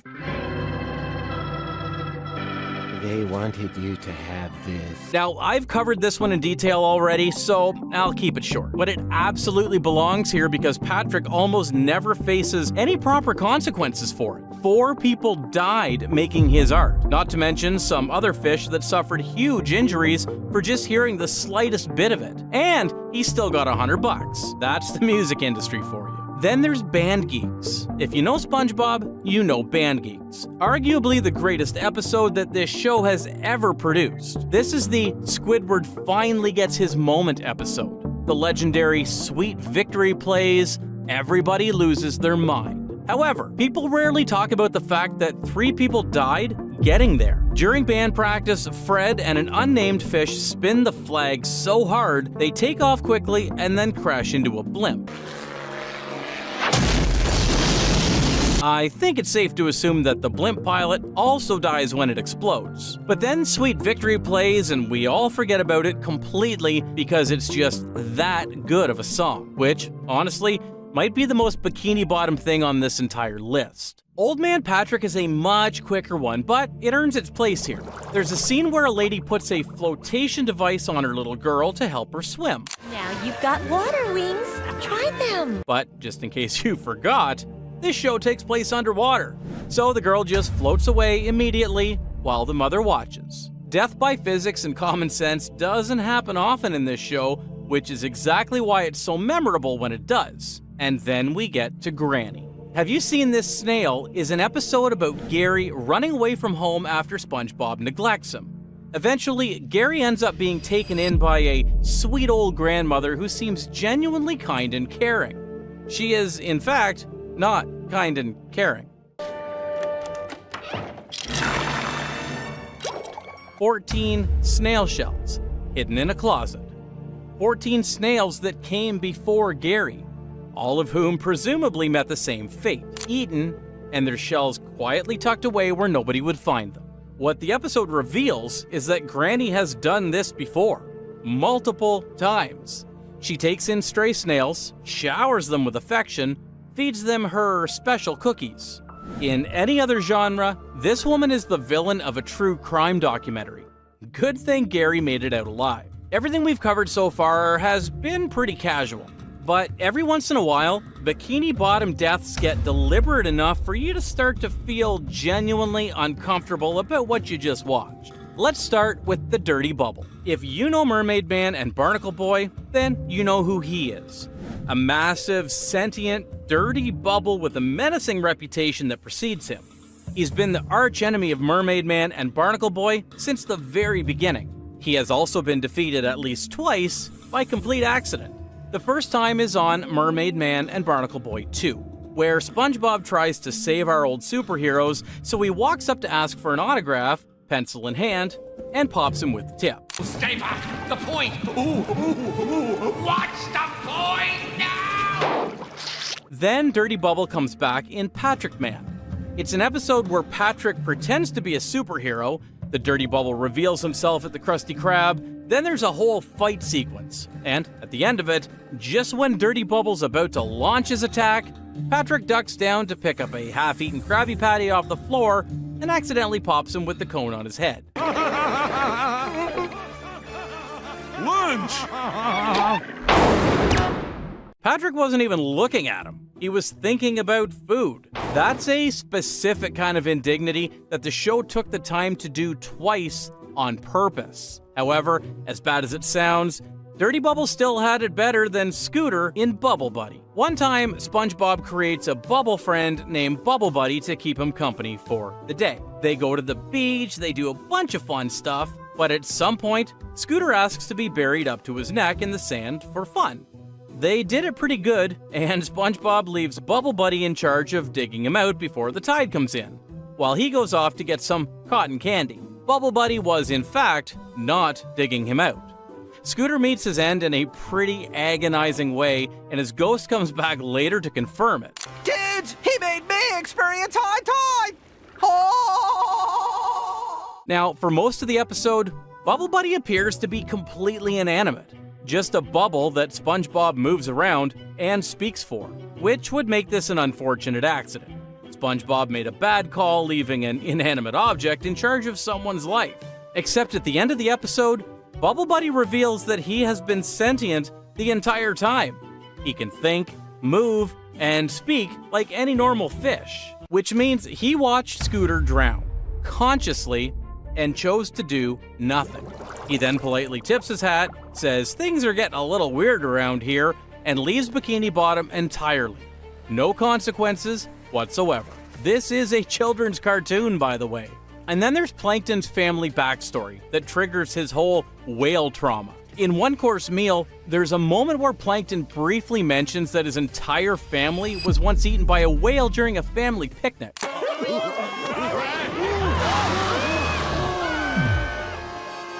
All of them at a picnic, mid-sandwich presumably. The crazy thing is that the show doesn't dwell on it, as if it was not the point of the episode. Like, it's just something Plankton says in passing, as context for why he's terrified of whales, and then the plot moves on. But think about what that actually means. Plankton is one of the few remaining in his bloodline because a pod of whales showed up at the worst possible moment. And his wife isn't even aware of this, let alone her believing the story when Plankton tries to tell her. The casual cruelty of that one scene is genuinely impressive, which is fine until you realize that the show keeps doing this consistently across 20 years. A completely unhinged relationship with mortality that nobody in Bikini Bottom ever stops to examine. Nobody except two people, and that's where we're going next. Before we get to the final case, I do have two honorable mentions that didn't quite fit anywhere else on the list. By the way, they're both about Squidward. Of course they are. The first one isn't really a death scene, technically, it's more of a burial. In One Crab's Trash, when Mr. Krabs sneaks into a cemetery late at night, he stumbles across Squidward, who quietly cries and places flowers on a tombstone. After Squidward leaves, Eugene goes over to the tombstone and it reads, "Here lies Squidward's hopes and dreams." That single image, Squidward mourning his own ambitions at a cemetery at night, is genuinely one of the darkest things this show has ever quietly slipped into a comedy episode. Squidward dug that grave himself, put up the stone himself, and comes back regularly to leave flowers while crying. Man, what I would pay to see an episode where Squidward's hopes and dreams are still alive and well. The second one is his toilet from House Fancy. In the middle of the vacuum chaos, Patrick knocks on the door to use Squidward's bathroom, and that's it. That toilet gets to share a fate with all Taco Bell toilets. See, the toilet, another inanimate object, develops enough sentience in that moment to beg for death. This show really loves to give inanimate objects a proper sentimental death, while it just makes jokes anytime any actual living creatures die. Okay, everything we've covered in this video, the fish sticks, the snail shells, the toilet, the dreams, all of it has been a joke. A dark one, sure, but a joke. This one isn't. Because if there are any characters in this whole show that Nickelodeon actually killed off, it's our dynamic superhero duo. Mermaid Man and Barnacle Boy were two of the most beloved recurring characters in the entire show. SpongeBob's childhood superheroes. The warmest, funniest, most genuine source of heart the series had outside of the main cast. However, they're long gone now, because the voice actors who brought them to life, Ernest Borgnine and Tim Conway, both passed away in 2012 and 2019 respectively. The show acknowledged it the only way it really could, by retiring the characters with quiet dignity. Their characters were still in the show, but nowadays, they're reduced to mute background characters. No voice ever came out of their mouths again. Every death we've talked about today, Bikini Bottom brushed off without a second thought. But this one, the show actually felt it. And so did everyone watching. Rest easy, old men. So, there you have it. Bikini Bottom, the most beloved underwater neighborhood in cartoon history, has been quietly running one of television's most consistent body counts for over 20 years. Background fish, cannibalism, snail shells in a closet, a toilet that begged for mercy, and a spatula that got a better funeral than most of them. And through it all, nobody in Bikini Bottom ever stopped to think, maybe we should address this. Which is fine. That's the charm of it, honestly. The show's complete indifference to its own casualties is part of what makes it so uniquely and wonderfully unhinged. You don't watch SpongeBob for realism. You watch it because nowhere else on television will a vendor immediately start selling the crowd their own friends and have it feel completely normal. But every once in a while, the show reminds you that some things actually matter, that not everything is a sound effect and a hard cut. Mermaid Man and Barnacle Boy were that reminder.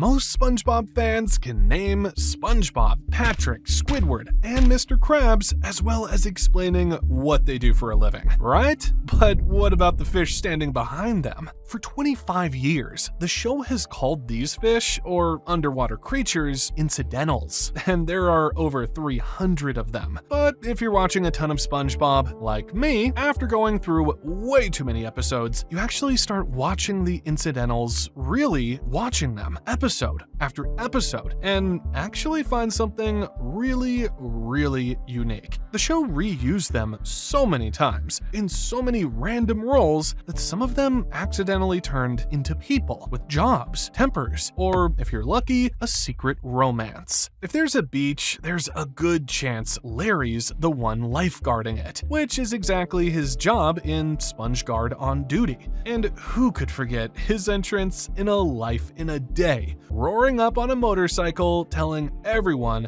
to live like Larry. A line we used to love to quote back in the day. Larry's whole identity is muscle, or really any job that needs muscle. Lifeguard, weightlifter, personal trainer. He's the strongest guy in town. So naturally, anytime we see a gym in Bikini Bottom, we assume Larry's a regular, or better yet, the owner, which is exactly what he becomes in Larry's Gym in season 9. And look, as weird as it's gonna sound for me to say this, the strongest guy in town is also the weirdest one in the room. But the show can never just let a character be cool. Take roller cowards. SpongeBob and Patrick are too scared to ride the new coaster, and Larry, who's already ridden it, strolls up and makes them smell his armpit, because apparently he reeks of pure adrenaline afterward. That's Larry's idea of encouragement. That's the guy. Now, hold on to Larry, by the way, because someone in his family shows up later with much weirder traits. But if the strong guy turned out to have actual depth, wait till you meet the guy who secretly has a nerd hobby. This is Bubble Bass. Now, some of you might ask already, is Bubble Bass a background character? Well, the answers are yes and no. And whether you even recognize him depends entirely on when you grew up. If you only watched the early seasons, Bubble Bass is just a one-off villain. In his debut, Pickles,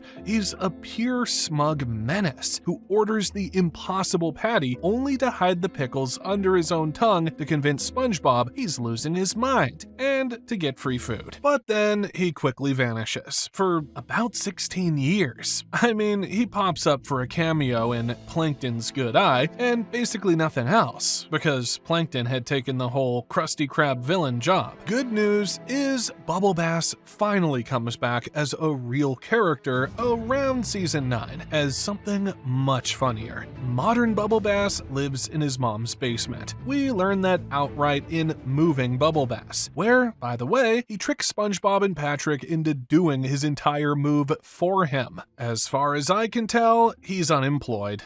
He collects action figures and comics, plays nerdy board games, and plays pretend superheroes in his spare time. In Swamp Mates, we find out he's older than 23, and that direct sunlight gives him gas. He also has a pet worm that openly hates him. He went from the villain to the guy who peaked in a fan club. But if anything, we get this impression of a guy that is secretly smart. He dreams of hosting his own talk show, he just never does anything about it. He'd rather sit in the dark and complain about other people's shows, which ironically sounds like the combination of Patrick and Squidward. Now that you think about it, Bubble Bass's design looks like if Patrick and Squidward became one guy. You know, body of Patrick, color of Squidward? No? Just me? Alright then. But at least Bubble Bass knows who he is now. Meanwhile, the next guy has a secret he kept for 2 decades. You might not remember his face, but you certainly remember him as a sound. This is Fred, also likes to be called Incidental 1, and for over 20 years, his entire personality was about 2 words. My leg! My leg! My leg! screamed for every time Bikini Bottom blew something up. It starts all the way back in season 1, in the boating school episode, and after that, it kinda goes on as a running joke. And then, season 11 gave Fred his own episode, called, obviously, My Leg, and it reveals something nobody saw coming. Fred breaks his leg on purpose, because every time he ends up in the hospital, he gets to see the nurse he's in love with. The whole My Leg episode is SpongeBob discovering this and then trying to help Fred injure himself to reunite with his crush, which means this man built a decades-long running gag out of a dating strategy to keep seeing someone called Nurse Bazooka. By the way, in that one episode, the word leg is said 75 times, just in case you were wondering. Yeah, I counted. Still, the guy you thought was just a sound effect has the most committed love life in Bikini Bottom. And speaking of guys who are just a sound, there's another one, and his sound is even shorter. I mean, come on, you have to know this guy. It's me, Tom, Incidental 6. To an entire generation, he is the man who lost his entire mind at the word chocolate in What Else? Chocolate with Nuts. Chocolate! Chocolate! But once you've seen Tom, you start noticing he might have a very short fuse for a background guy, especially when it comes to food. He also flips out one time about potato salad that he insists took 3 days to make. It's 3 days to make that potato salad. 3 days! The guy is a walking meltdown looking for a reason. And so when you actually look at Tom's record, he's kind of sinister, to say the least. In I Had an Accident, he's got a tragic butt injury history. In Doing Time, he disguises his voice working at a retirement home. And in The Inmates of Summer, Tom gets caught trying to escape a maximum security prison. So the lovable chocolate guy might actually be the closest thing Bikini Bottom has to an escaped convict. It might have to do with food again, but nevertheless, he's a cool guy. Still, Tom's kinda tame in comparison because at least he gets angry about real things. The next guy, he melts down over a key ring. Meet Harold. And right away, I have to make it clear, this is not Frank. I'm telling you that now because the show itself can't keep their names straight for whatever reason, but we'll get to that mess in a minute. This is Harold, the cyan one. Incidental 40. Harold's whole deal is that he's also having anger trouble. I mean, he's got a huge appetite. In the plays The Thing, he's proven that he could bite a chunk out of another fish's arm. He's got the sharp teeth of a predator, and he's got a temper. He starts fights in Band Geeks by calling crabs some big meaty claws, and in Stanley S. SquarePants, he gets so angry he physically explodes. So you could call Harold just the aggressive one, someone with a bad attitude. But then comes Bubble Buddy. There's a scene where a bunch of Bikini Bottom residents tearfully admit to the imaginary friends they've loved. 2 hours is long enough! That's it! Mr. Krabs has a nickel, holds up an ordinary ring of keys, and through actual tears says, "Boo boo keys, we love you." Under the rage is a guy crying over a set of keys he gave a name to. The angriest background fish in the show is, secretly, the most fragile. He's just a weirdo. Okay, so a few of these fish quietly grew characters to some extent. Larry, Bubble Bass, Fred, Tom, Harold, but that's the optimistic half of this, because some of these fish didn't grow a personality. Some of them can't even hold on to a name. This is Frank. Or wait, sorry. In Valentine's Day, this exact fish is named Dave. Meanwhile, in I Had an Accident, he's a football player named Percy. Then in the trading card game, he's Muskie. In the Sponge Out of Water movie, they straight up called him Harold. Yes, the name of the guy we just met. A completely different fish. Incidental 42 has been called at least 6 different names. The show isn't even trying anymore. Frank is what happens when a fish is purely utility. He has no fixed name, no fixed voice, no fixed spouse too, because apparently this guy has 3 more different spouses other than Susie. He's so famously inconsistent that when Nickelodeon made an official series about mysterious background fish, he's the one they led with. And if Frank can't hold on to a name, at least the next guy could hold on to one job. This is the purple doctor fish, and his whole identity is he's the doctor. Whenever someone in Bikini Bottom gets hurt or sick, this is the fish standing over them. You would even think that maybe, since he's been a doctor for the longest time, maybe that makes him some kind of specialist. Except the show can't leave even him alone. He tranquilizes people with needles in Demolition Doofus. In No Weenies Allowed, he refuses to treat SpongeBob for being a wimp and sends him to Weenie Hut General. He looks identical to a snail doctor in Once Bitten. And in Pull Up a Barrel, he becomes the town doctor who is, for whatever reason, a pirate. Yeah, in Bikini Bottom, not even an MD is safe. But if you want the absolute champion of a guy with thousands of jobs, look no further than this old man. Several old men, actually. If you watch SpongeBob, there's no chance in the slightest that you haven't heard the name Old Man Jenkins at least a few times. But if someone asked you which one of these fishes is him, then your guess is as good as mine. There's a green toothless one, brown one in a wheelchair, one in overalls. For years, the show just slapped the man Old Man Jenkins onto whatever elderly fish a scene happened to need. It's more of a job title for generic old guy. And it got so tangled that the show's own crew had to step in and officially sort it out. The showrunner, Vincent Waller, confirmed that going forward, only the skinny green one is the real Old Man Jenkins, and the chunky one is now a separate character named Old Man Walker. They had to publicly untangle their own running gag. So, Old Man Jenkins is either 5 immortal old men sharing a name, or living proof that in Bikini Bottom, a name is just a hat anybody can put on.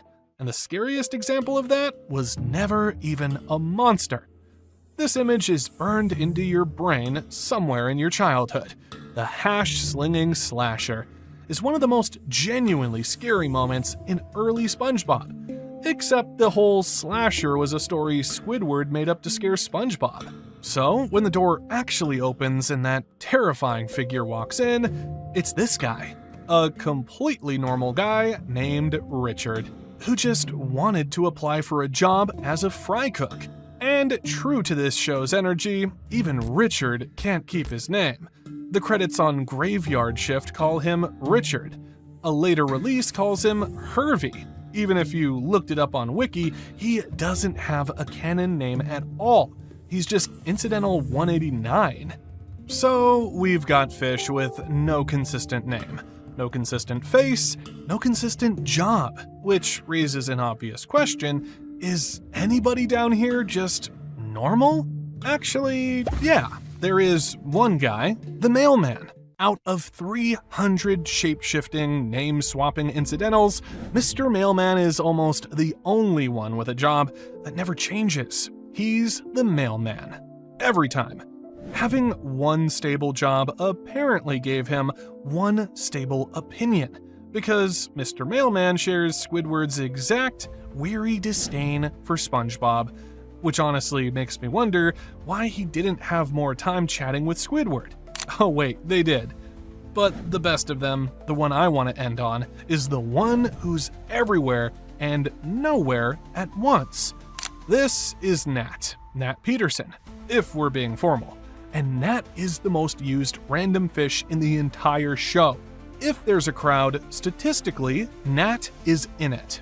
His first speaking role, way back in Rock Bottom, is as the bus driver, and bus driver became kind of his default setting most of the time. But Nat works every job. He's a chum bucket regular named Nat in Plankton's Regular, a businessman named Peterson in Missing Identity. He's a cake baker in Mrs. Puff, You're Fired. He's been every face the show needed. So, you'd assume the most overworked, most anonymous extra in Bikini Bottom has nothing going on in his life. Wrong. Nat lives in a trailer, in the Bikini Bottom trailer park, and Nat has a girlfriend, Shuby, the pink fish in the green swimsuit.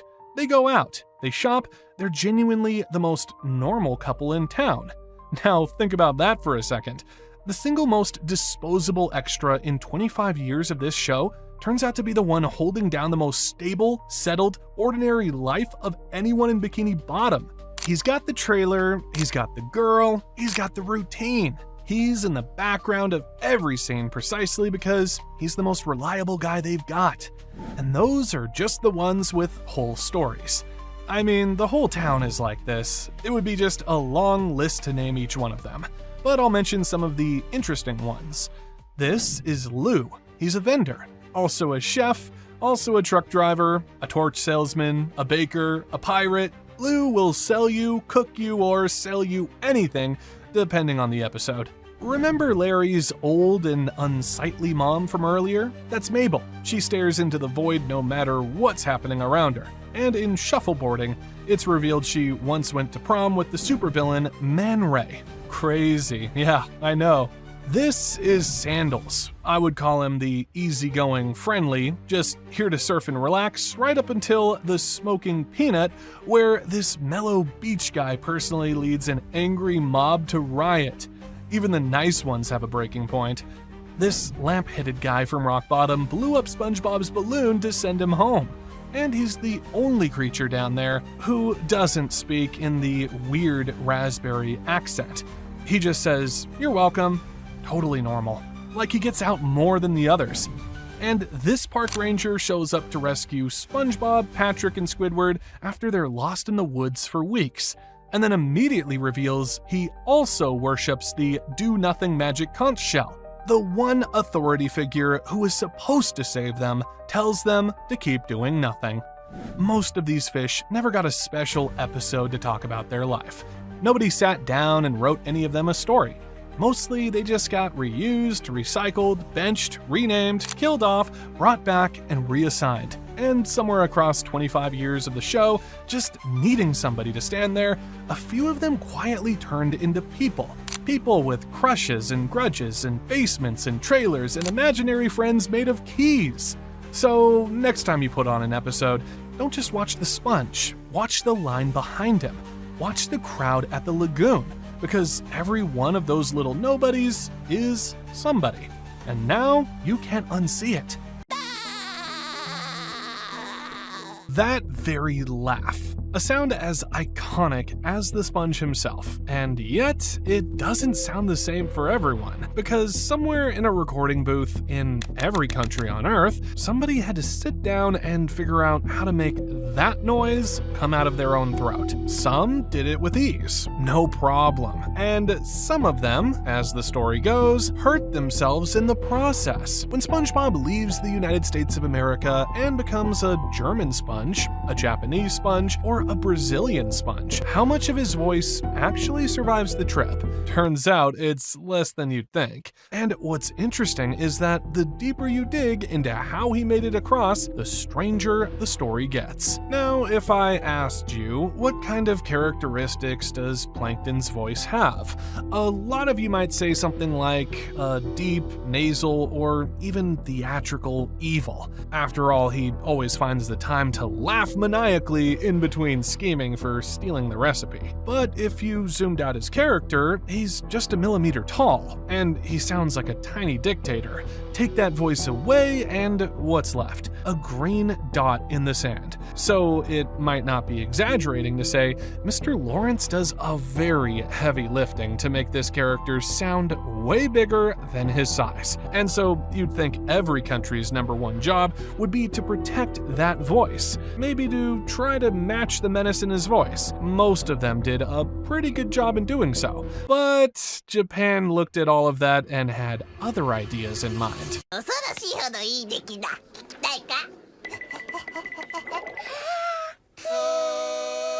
Yeah, you're not hearing that wrong. It's the voice of a woman instead of a man. I still couldn't find a real reason as to why they did it in the first place, but I have a pretty good guess. Now, if you're not familiar with the anime industry or have never watched any anime in your life, which I really suggest you do, they have quite a specific trope in terms of voice acting. Oftentimes, very small characters, as in short characters physically, are often given small, high voices to match their appearance, I guess. And since Plankton is tiny in size, he's supposed to sound tiny as well. I mean, a villain the size of a grain of sand shouldn't boom.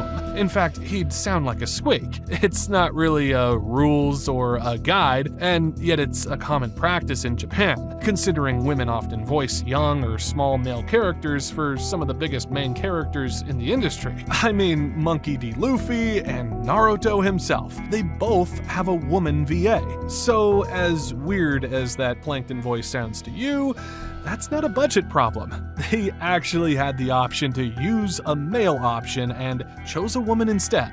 Whether or not that's the real reason, the effect is undeniable. The Japanese Plankton isn't a scary villain who happens to be small. He's a small thing at first, and a cute one at that.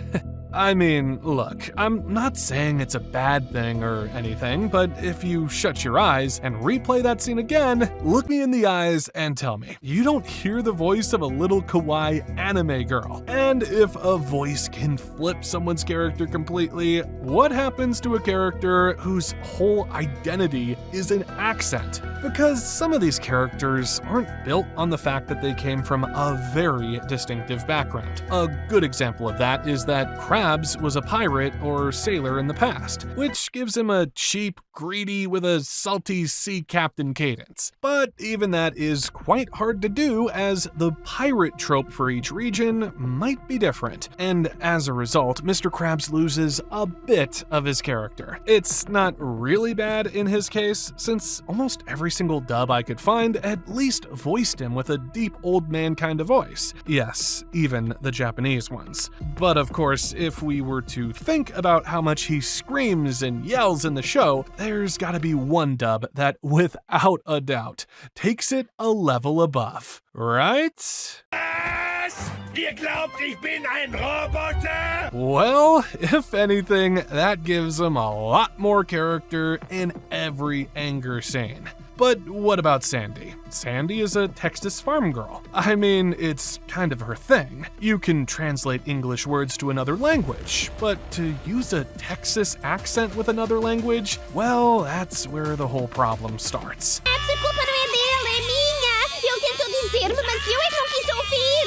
There's just no Texan accent in Portuguese. Hell, I mean, is there any language that could sound natural with a Texas accent?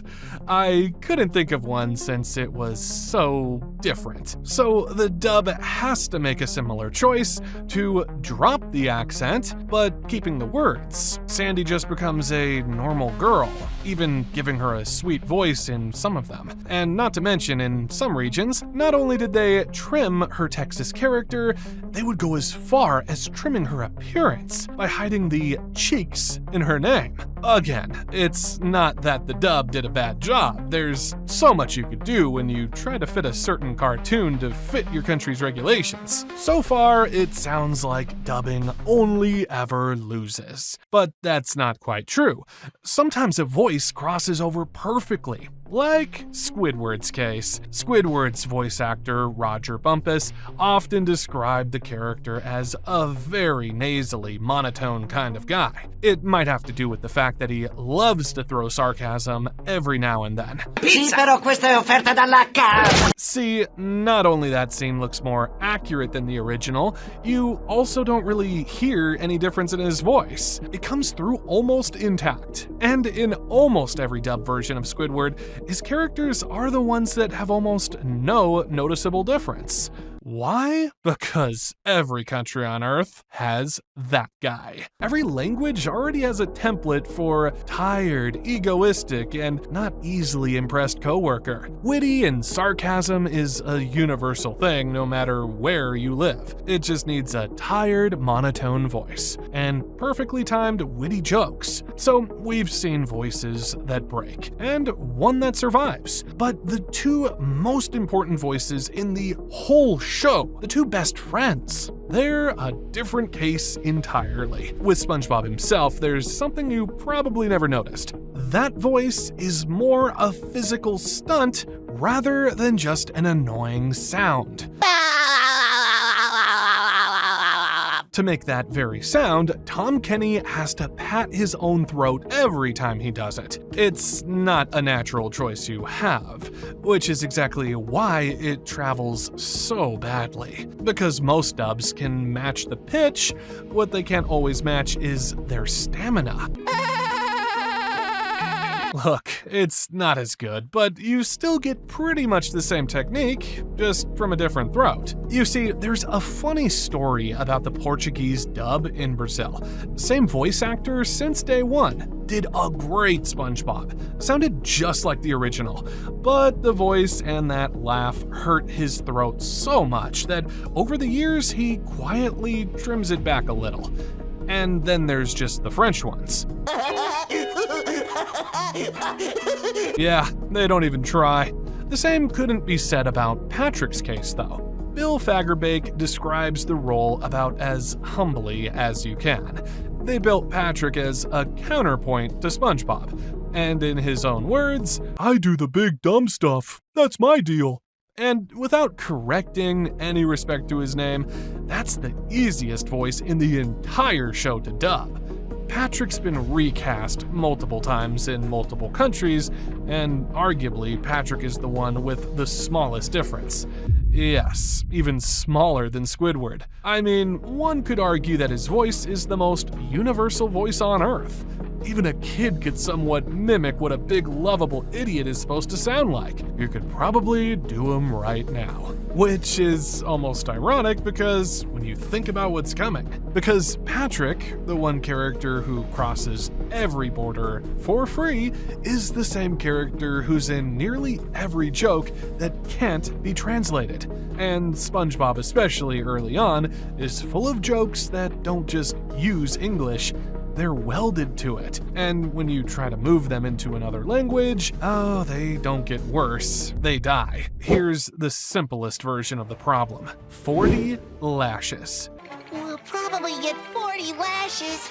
Oh no! In English, this is free. Lashes mean two things: the whip and the eyelash, and the joke lives in that gap. Now try saying that in any other language. Almost nowhere else does one word mean both whipping and eyelash. So the translator is stuck with three bad options. Keep the whip and the eyelash picture, make no sense, or rewrite the joke into something else entirely, or just drop it. But that's just the beginning. Patrick has a lot more complex, literal jokes in the early runs of SpongeBob. Hey, a note! Yeah, but turn it over! There's a letter!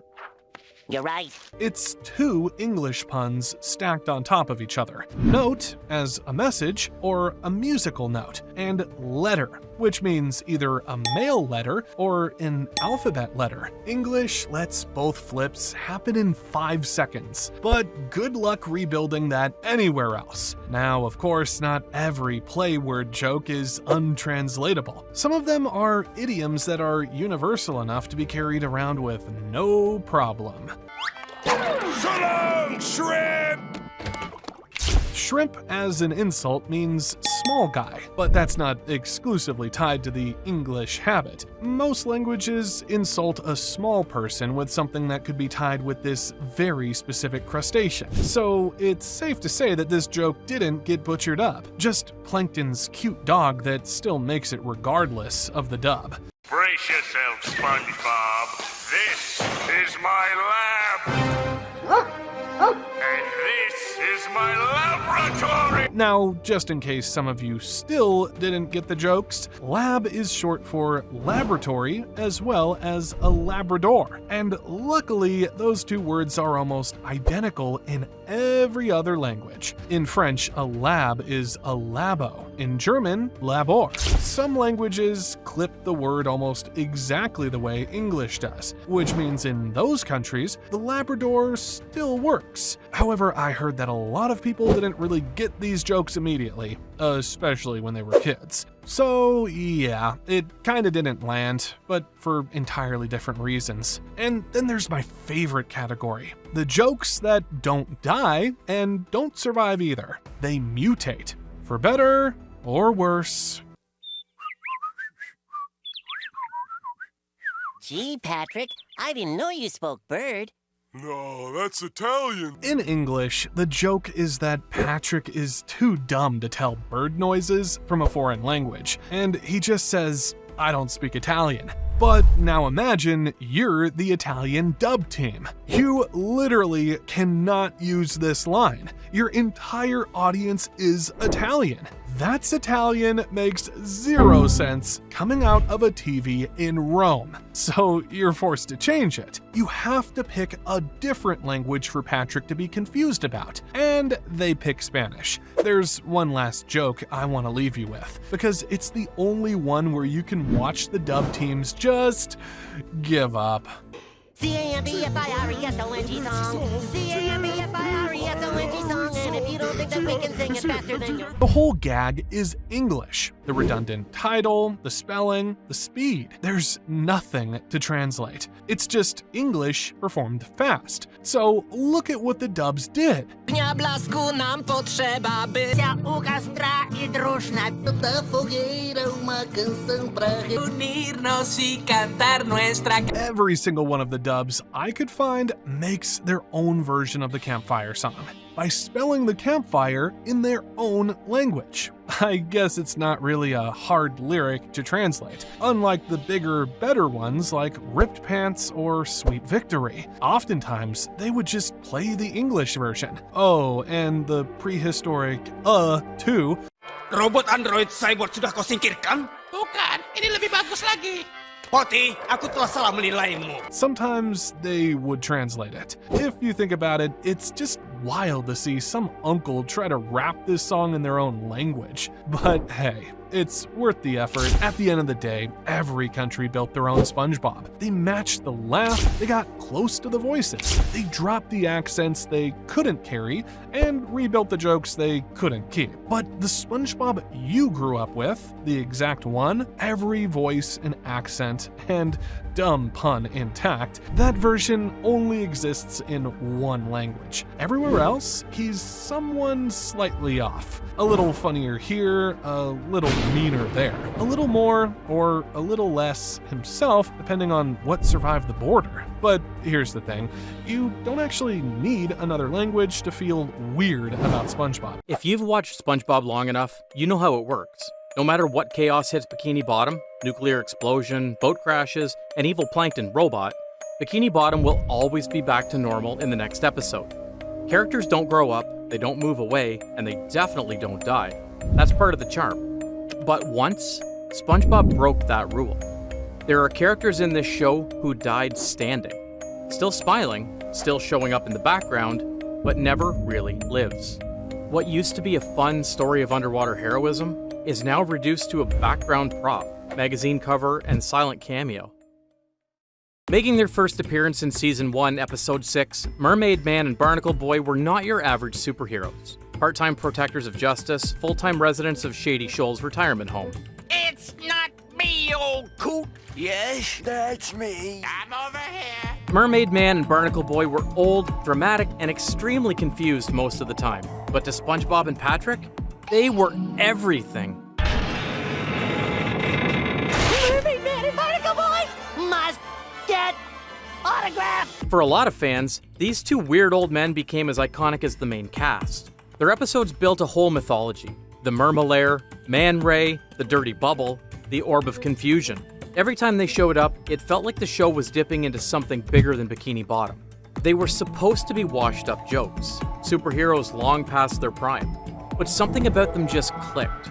They were tired, they forgot things, Mermaid Man didn't even know where he was half the time. And sure, they were ridiculous, but that was the point. They were cool because they were full of flaws, and still tried anyway. Honestly, that made them kind of inspiring. It sounds silly to say out loud, but they meant something more. They gave Bikini Bottom a sense of legacy. Like, these weren't just fish in a cartoon. This was a world with heroes, with past adventures, living legends. And when you think about the show as a whole, that feeling only came from a few places. One of them was Mermaid Man and Barnacle Boy. But as much as SpongeBob was celebrated for the genius of Stephen Hillenburg, the voice actors were an equally vital part of its success. For years, Mermaid Man and Barnacle Boy were brought to life by two television legends, Ernest Borgnine and Tim Conway. Two actors with careers spanning decades, sitcoms, dramas, even war films, lending their voices to a goofy underwater cartoon and making it unforgettable. Borgnine brought this wild, chaotic energy to Mermaid Man, like every line was both a command and a mistake. Meanwhile, Conway played it straight, flat, annoyed, quietly perfect sidekick. Together, they were a parody of old-school dynamic duos. Need a hand? Super pal.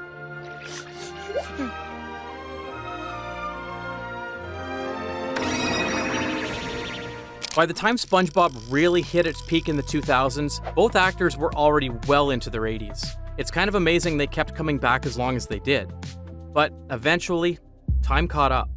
In 2012, Ernest Borgnine passed away at age 95. Just weeks before, he had finished recording Patrick Man in Season 9, the last episode Mermaid Man ever spoke in. Remember, it's up to you to reveal the true face of crime. Sign up to be part of the Mermaid Man and Barnacle Boy Junior Crime Fighters. That was a powerful farewell speech. After that episode, the voices stopped. Tim Conway, who played Barnacle Boy, quietly stepped away too, out of respect for his longtime co-star, until later in 2019, when he passed as well. From that point on, Mermaid Man and Barnacle Boy were still in the show, technically. You'd spot them in comic books, television, even non-speaking appearances in the background. The show didn't recast them, and honestly, that was probably the right call. But for two characters who once defined what it meant to be a hero in Bikini Bottom, that silence is still deafening. And SpongeBob, the show where no one ever really leaves, didn't know what to do with it. At least, until Season 11. That's when the show decided to finally acknowledge their absence. Sort of. Evil villain Man Ray. In Season 11, the show finally brought back one of Mermaid Man and Barnacle Boy's most iconic villains, Man Ray.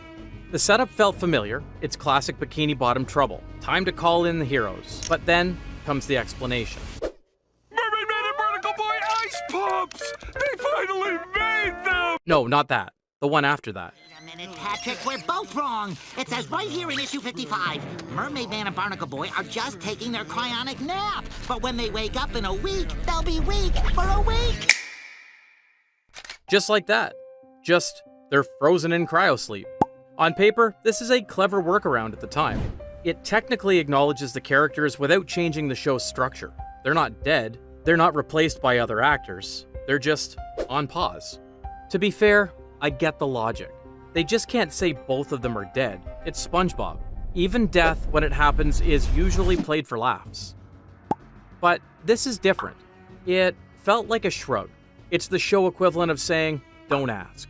And maybe this is just me, but it feels worse than saying nothing. Because instead of letting them fade out with grace, the show left them in this weird limbo. Not dead, not active, not anything. It turned them into a plot device that hasn't paid off in years. They've been asleep for a week for over 100 episodes. Their story didn't finish. But again, there's no perfect answer here. The writers were stuck between two bad choices. Do you recast these characters whose voices were tied to real actors? Or do you just stop talking about them? They chose the second option, and in a way, that shows respect. And maybe for a world like Bikini Bottom, where nothing ever ends, silence is the only option. But to the fans who watched these two save the ocean time and time again, it just feels wrong. I mean, if you're going to freeze them in time, at least give them a good reason to rest. Also, you're leaving Bikini Bottom with no real superheroes. Who's going to protect the city without them? Well, actually, they kinda did. They tried to make new ones, from scratch. Oh no, you don't, you dizzy ding-dong! But in doing so, they might have accidentally created the weirdest tribute imaginable. In Season 14, SpongeBob and Patrick discover a new show to obsess over, the Kelp Bed Kids. It's cheesy, it's black and white, and it's clearly supposed to echo the old superhero nostalgia. It's a artistical choice. The characters are all parodies of 50s crime-fighting kid tropes. There's a villain named Ajax, a clubhouse full of secrets, and a mysterious kid hero named Hoops, who saves the day by throwing a literal hoop. That settles it. Hoops is our favorite kelp bed kid. Let's get out our official Hoops that I bought on eBay. Of course they did. You get the sense that this could be a fun one-off, a parody of merchandising, a jab at shallow nostalgia. But then it keeps going. SpongeBob and Patrick track down the address on the Hoops. They visit his house, they break in. And sure enough, Hoops isn't a kid anymore. He's just Old Man Walker, now retired, crusty, and half forgotten. The episode then continues with SpongeBob and Patrick helping Hoops, fighting his nemesis from the show, Ajax, who's also an old man now. A ridiculous battle happens in front of Shady Shoals. They win against Ajax, and the episode closes with jargon from the show. Say my name. I'm Hoops the Poops. Classic. Sound familiar? It follows the same pattern. A hero from an old show, now old, cranky, and tucked away in the same town, living in a house full of memorabilia. That's Mermaid Man and Barnacle Boy's entire arc, beat for beat. Except this time, it's Old Man Walker. Was it meant to be a tribute? Maybe. But it sure feels like a replacement, and one that hits especially weird right after the show officially benched the real heroes. Even if the intent wasn't disrespectful, the result still raises a question. Why does Hoops get a full story when the legends who inspired him never got an ending? I know, I get it. The reason is pretty obvious. There couldn't be. Ernest Borgnine and Tim Conway had already passed, and no one in their right mind wanted a recast. So, the show was stuck, with no voice, no dialogue, and no way to carry them forward. But even if they couldn't speak again, they still deserved to be seen off. There were ways you could do it. They could have given us a story told from someone else's point of view. Maybe Man Ray finally wins. Maybe SpongeBob finding a muted old tape. Or maybe a visit back to the Mermalair, now abandoned. Dust on the buttons, costumes sealed behind glass. A quiet moment that says, they're not coming back. And that's okay. Because once you give them that ending, you create a proper space for tribute. Future references become earned. Cameos hit harder. You've closed the book instead of pretending it's still open. But the show never did that. It just kept them frozen. And we fans felt that. Even a silent goodbye can still speak volumes. Heroes don't need monologue. Sometimes all they need is us to remember them right. So yeah, Mermaid Man and Barnacle Boy didn't get a final episode, but that doesn't mean they're gone. Because in the reruns, they're still fighting crime. In the background, they're still there, mute but never forgotten. For a whole generation of fans, they were the first time we saw old age and courage all exist in the same body. They taught us that even if the powers get rusty, showing up is still heroic. So thank you, Ernest Borgnine, thank you, Tim Conway, and thank you, Mermaid Man and Barnacle Boy, for reminding us that legends don't need goodbyes to leave a legacy. And hey, if SpongeBob has taught us anything, it's that just because something disappears, doesn't mean it's gone. It's hiding in places no one's looked for years. So, you probably noticed how SpongeBob keeps introducing new characters. Some of them are solid, most of them aren't. But every once in a while, you get a character that's just so out of place, even I start to wonder if anyone at Nickelodeon is even trying anymore. This is Slappy, or Slappy Laszlo, depending on which episode you're watching, which we'll get to that later. If you looked around the internet just to see what people were saying about Slappy, the comments aren't exactly glowing. However, when I went and watched every single Slappy appearance in the main show, there's only 5, I realized these people aren't wrong. But the mistake with Slappy isn't really Slappy. It's the decision to make him a character in the first place. So let me explain. To understand why Slappy doesn't work, you first need to know who he's supposed to be. This is Peter Lorre, a Hungarian actor born in 1904. He fled Nazi Germany, moved to Hollywood, and became famous for movies like The Maltese Falcon, Casablanca, and M. He had this very specific look in those movies where he was often depicted having big droopy eyes, a soft creepy voice, and short stature, and animators loved drawing him. In fact, animators really loved drawing him. There's a whole book about it. According to the book, The Animated Peter Lorre by Matthew Hahn, there are over 700 instances of Peter Lorre's likeness being used in animation. Looney Tunes alone did it constantly. The most famous one is Dr. Lorre from a 1946 short called Hair Raising Hair. And if you look at that 1946 design, and then look at Slappy, yeah, it's the same guy. In short, he's a reference to a 1940s Looney Tunes character, who was also a reference to an actor who died in 1964. And right there is where the problem starts. Because here's a fun fact. Tim Burton, the guy who made Corpse Bride, who is literally in the business of referencing old Hollywood, once admitted he didn't know who Peter Lorre was when he created the maggot character. He just knew the type.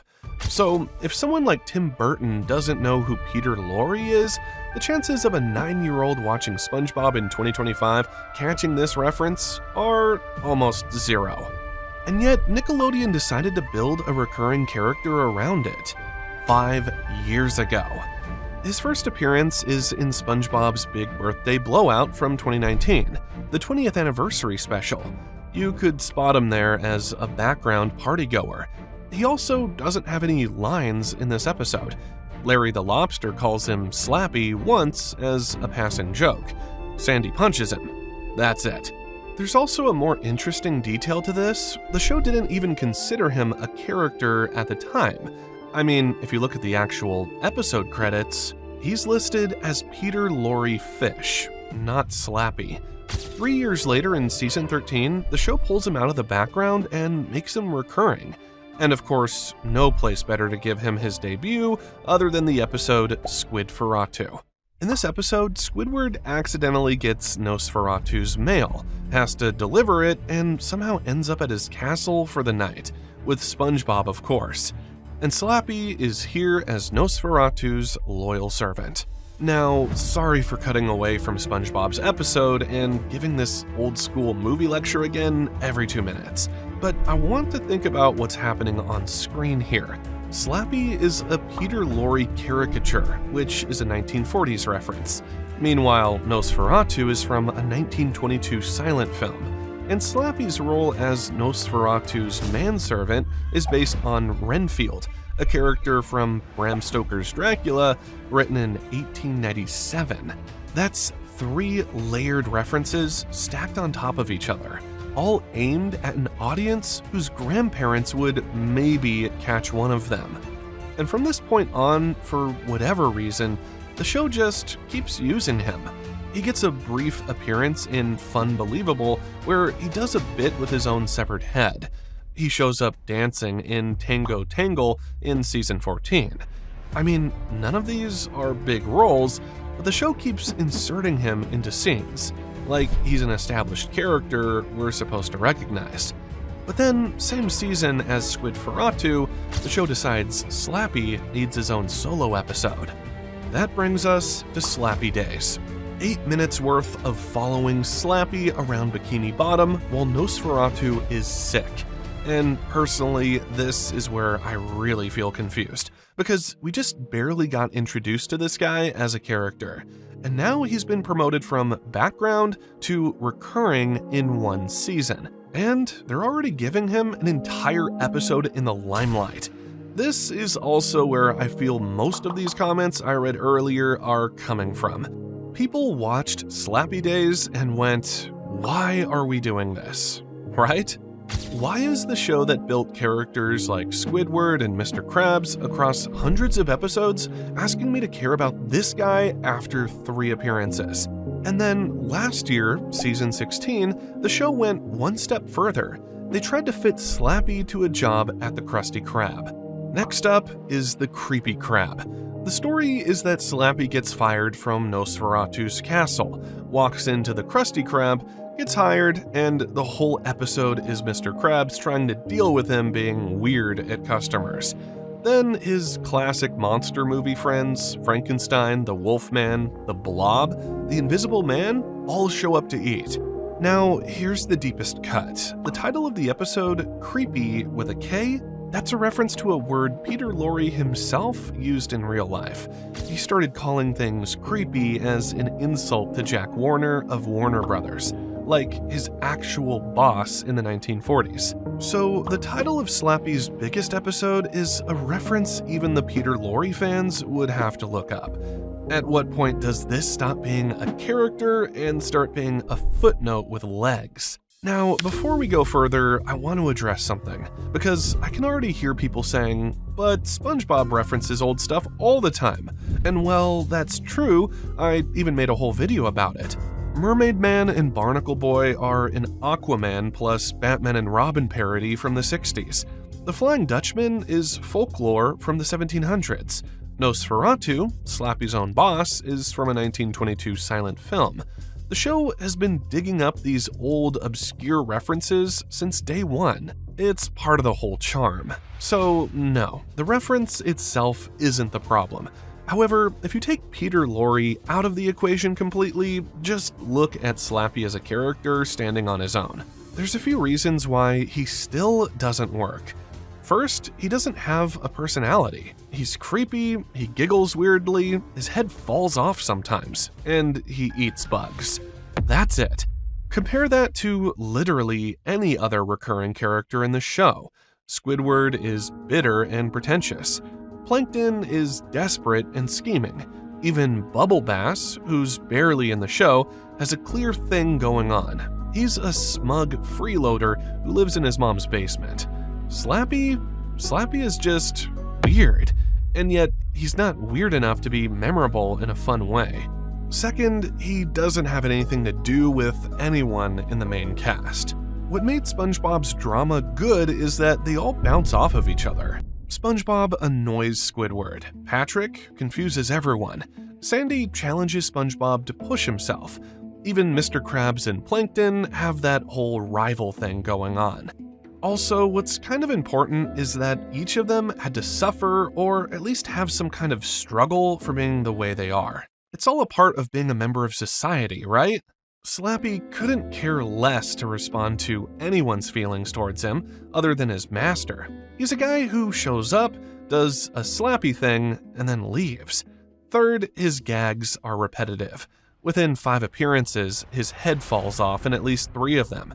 He eats bugs in most of them. He laughs that weird laugh in all of them. It's just running the same 3 jokes again and again, hoping that if they show it enough times, we'll start finding it funny. And fourth, and this is the big one, every time the show gives him a bigger role, the plot has to work around him instead of with him. It's a pattern for later SpongeBob seasons, really. Look at Slappy Days. The plot is literally Nosferatu is sick, so Slappy walks around Bikini Bottom for 8 minutes. They couldn't find a real plot for him, so they just had him exist in places.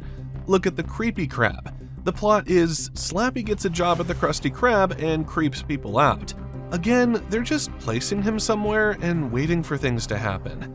And this is where Slappy really separates himself from the other weird side characters. Because even the strangest characters in the show, Doodle Bob, the hash-slinging slasher, even Bubble Bass, when they get a bigger role, the plot drives the episode.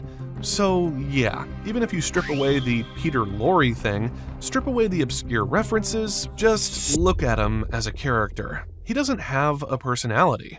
He doesn't have chemistry. He doesn't have new material. And he can't carry an episode. That's 4 pretty big problems for a character the show keeps pushing forward. At the end of the day, like with Narlene, Slappy isn't really the villain of this story. He's a reference that arrived 60 years too late, dressed up as a character, and the show keeps pushing him forward like the audience just hasn't gotten the joke yet. It makes you wonder how many other characters in modern SpongeBob exist because somebody in the writer's room thought it'd be funny, without ever asking whether anyone watching it would actually get it. It's really a shame to see something like this, since unlike Slappy, they managed to make someone go the other way. Mr. Krabs is a cheapskate, a greedy crustacean obsessed with money, but he's also a successful businessman, the proud owner of Bikini Bottom's most iconic burger joint, the Krusty Krab. To most of the town, he's just a quirky boss with a tight wallet, maybe even respectable in some sense. But what if I told you that Krabs is a much worse man than just greedy? His character might be one of the most dangerous personalities in Bikini Bottom, for a reason you might not expect, and why being sort of empathetic might be worse than having no empathy at all. Krabs values money more than anything else in his life, including his own well-being. Except, of course, for his beloved daughter Pearl. For all his penny pinching and shameless scheming, Krabs actually seems like a decent father to her. Who could forget the iconic shopping spree for Pearl's sweet 16th birthday party, where he spends quite a fortune just to give her the best birthday? Aside from family, there's also Krabs' lover, Mrs. Puff, who for a few episodes here and there was his girlfriend. He's known for being a bit of a sugar daddy when it comes to her. But long before he was a family man, Krabs was a Navy member, a former sailor who served back in the 1960s. We're not sure if he's actually seen combat, but we do know that after the war, he fell into a deep depression, and the only thing that brought him out was starting Krusty Krab. When you stack all the story together, Eugene Krabs' backstory is kind of inspiring, if you look at it at face value. The cranky old boss with a big heart under the crusty shell, sometimes even sweet towards his employees, calling SpongeBob me boy, or teaching Squidward to care more about SpongeBob. He built a burger empire, crushed Plankton's dreams, raised a daughter by himself, he gave people jobs. He's kind of a genius if you think about it. A little rough around the edges maybe, but underneath it all, he's just a harmless old man, right? And yet, we've seen him gamble his employees in a card game with his nemesis Plankton. Even goes as far as selling SpongeBob's soul to the Flying Dutchman for a mere 62 cents change. More than that, it's not rare to see Krabs do some questionable things in order to benefit himself, or cover up his dirty doings. See, this version of Krabs was meant to be funny. He's a cartoonish dad, being cheap is part of his character. So when he risks SpongeBob's life for a coin, we laugh it off. When he pushes his employees to the edge, it's just part of the job. But after rewatching some old episodes, I started to notice some patterns. Krabs only cares when it benefits him. And even when he does nice things, there's often a catch. Now, I don't mean that Krabs lacks empathy. In fact, he does have quite a big heart for empathy. It's just how he uses it. He understands how people feel, he knows what they want, and he knows how to make it work for him. Mr. Krabs is the kind of man that sees vulnerability and turns it into opportunity. He knows what makes you hurt, he knows how to make you trust him, and once you do trust him, he steers you exactly where he wants. Mr. Krabs is a master at this. You want a real example of Mr. Krabs using empathy to his profits? Remember the Squilliam Returns episode? You know the one. Squidward lies to his old rival Squilliam and claims he owns a 5-star restaurant. It's a dumb, desperate move by Squidward. You can see he's immediately panicked after saying that. Now, watch what Krabs does. Squilliam? That guy who made millions doing what you wish you could do? Does he stop Squidward and call out the lie? No, he only smells opportunity. Squilliam is rich. His friends are also rich. This is a good chance to rub elbows with high society. So he lets Squidward run the restaurant, reinvents the Krusty Krab as a fine dining experience. And when things go sideways, which of course they do, Krabs doesn't take responsibility. He's already tied up in the back after all, gagged and useless. Pretty convenient, huh? And in the end, when Squidward is left alone, defeated, Krabs slides back in to play the violin again, to mock the same guy whose meltdown he fueled. I mean, technically, he is sharing empathy with Squidward. He sets up the mood for Squidward to be sad, but it just felt professional. He only plays the caring boss good enough to make Squidward not hate him, especially after that appetizer. You know, actually, knowing Krabs, I'm amazed he doesn't completely lose it. The Krusty Krab is in shambles after this episode. I'll give him that. But maybe he just docked Squidward's wages for the repairs. Who knows? What's more telling, though, is that this isn't a one-time thing. There are other times where Krabs plays the good guy simply because he has to save his own skin. In Born Again Krabs, the episode kicks off with a moldy, blackened patty that's been sitting under the grill for who knows how long. Krabs insists it's still good, just a little extra crispy. So, to prove his point, he eats it himself, and winds up in the hospital. Enter the Flying Dutchman, ready to drag him to Davy Jones's locker. Krabs definitely doesn't want that, so he begs. Promises that if he's given another chance at life, he'll change for good. You have me word as a sailor. He actually follows through at first. He does a grand reopening for Krusty Krabs, free food, toys for everyone, even goes as far as turning his old office into the employee lounge. It actually looks like a redemption arc. But then, the bomb drops. Krabs only does this because he thinks he's still dreaming. He's convinced this is all just a hallucination. Basically, none of this is real. So the moment he realizes it's not a dream, that this good guy act is costing him real money, he loses his mind. He snatches all the free stuff he's been giving to the customers, along with their memory of it. He even tries to rip a penny out of a customer's hand, nearly tearing his arm off. This moment shows us exactly who he is. But the real gut punch comes later because the Flying Dutchman comes back, ready to drag him to Davy Jones's locker, for good this time. But you know what Krabs said? Well, a deal's a deal. Let's go. This old, heartless crustacean would rather get dragged into Davy Jones's locker than give up his money. What a guy. Well, of course, SpongeBob is standing up for him and says that Mr. Krabs is the most generous boss in the ocean. So Krabs is given one more chance to prove he's changed. Bless his soul, SpongeBob, still being optimistic even in this condition. Because I know I wouldn't. But anyway, the Dutchman gives him two options. Pick SpongeBob, your loyal fry cook, or 62 cents. And he picks the money. Surprise, right? Squidward scolded him afterwards, saying that he should be ashamed of himself. Krabs cries, saying that he's not learning anything and asks for another chance. What have I done? Oh, I want another chance! You know, part of me says that Krabs doesn't cry because he actually cares for SpongeBob. He only cries because he lost his best, free-labored fry cook. He knows he could get more than 62 cents by having SpongeBob around, but that could be me nitpicking. Yeah, Krabs doesn't redeem himself. He knows that whatever happens, SpongeBob will always forgive him, and that's how the episode ends. You see, that's the tricky stuff with Krabs' character. He's not a heartless corporate villain that pushes his workers into 24 hours of non-stop labor. Oh, wait, he does that too. As of now, the Krusty Krab is open 24 hours! What I'm trying to say is, he's not like Plankton who openly schemes and monologues about evil plans. No, Krabs is different. He can be warm towards his employees. He made them trust him as a boss. And that's also exactly what makes him more dangerous. Because the moment you trust him is the moment you will most likely get betrayed. Everything has a price. Every act of kindness has strings attached. That string is almost always money.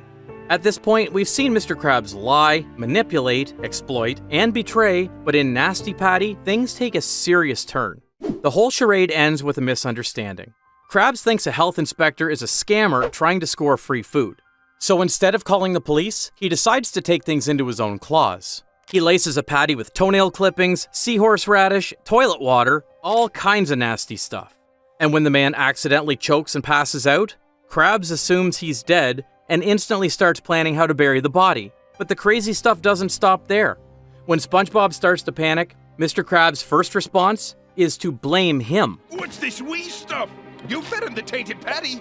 Looks like it's the stony lonesome for you. He pressures SpongeBob to take responsibility, and worse, to make SpongeBob do the dirty work for him. They tried to bury him in a shallow hill. Fortunately, it doesn't work well since SpongeBob doesn't do a good job there. A couple of cops spotted him, but they managed to cover it up and get a ride back to the Krusty Krabs, along with the health inspector's body, of course. After a few shenanigans, the cops finally corner them and demand an explanation. Okay, I confess. SpongeBob killed him! What? Yep, this is who Mr. Krabs really is when the stakes are high. Someone willing to throw anyone under the bus, even an innocent traumatized employee, if it means saving his own shell. The sad thing about people like this is that they don't need supervillain stuff or evil plans. All they need is pressure, and the belief that you are more disposable than they are. But then again, because these people can be generous, sometimes deeply so, you will stick around hoping that version of them will come back.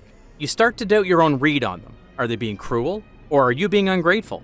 A lot of you who watch this video might understand exactly what I'm talking about here, especially if you're working in a toxic workplace. Especially if you're ever working at a fast food joint like Krusty Krab.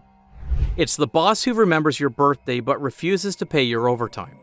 It's the manager who says, "We're a family," but guilt trips you for using your sick days. Just like Mr. Krabs. At the end of the day, what makes Mr. Krabs such a tricky character isn't just that he's greedy. That's an easy read. The thing that really stands out, especially when you look back at episodes like Nasty Patty or Born Again Krabs, is how often he wraps that selfishness in something that looks like empathy. He talks to SpongeBob like a father figure, but he'll turn on him the moment things get rough. He laughs with him, praises him, even cries over his dedication, but then puts his safety, his freedom, or his dignity on the line without a second thought if it benefits the business. And it's not always some dramatic betrayal either. Sometimes it's just a quiet guilt trip. A half smile followed by, "Do it for old Krabs."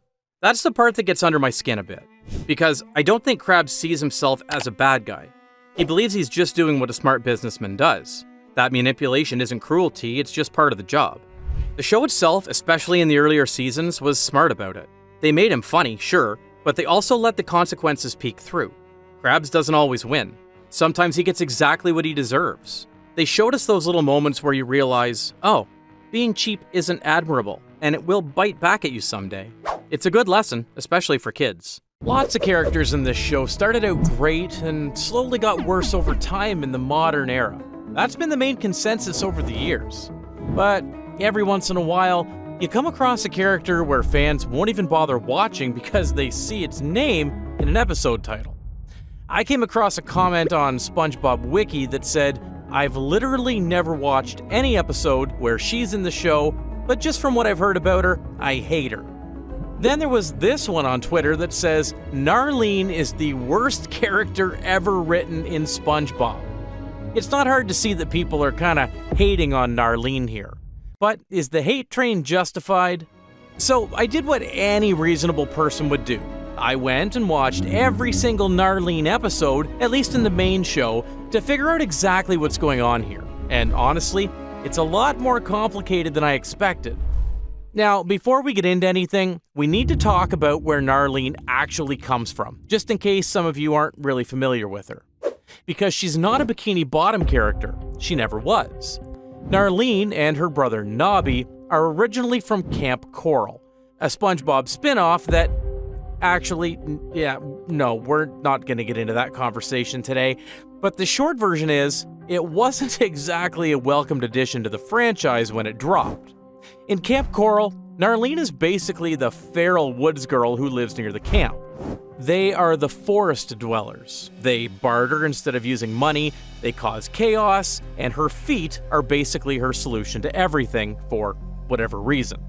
And in that setting, it works, at least contextually. A summer camp in the woods with a weird local kid lurking around the edge of the forest, yeah, that's a classic camp story. She fits in there. But then Nickelodeon decided to bring her to the main show, and that's where things get really weird. Her debut in the main show is in the episode called Something Narwhal This Way Comes. The episode starts with SpongeBob waking up in the middle of the night because Narlene and Nobby invade his home. There's no explanation of why two woodland narwhals are suddenly in the middle of Bikini Bottom. They're just there. Memory hug!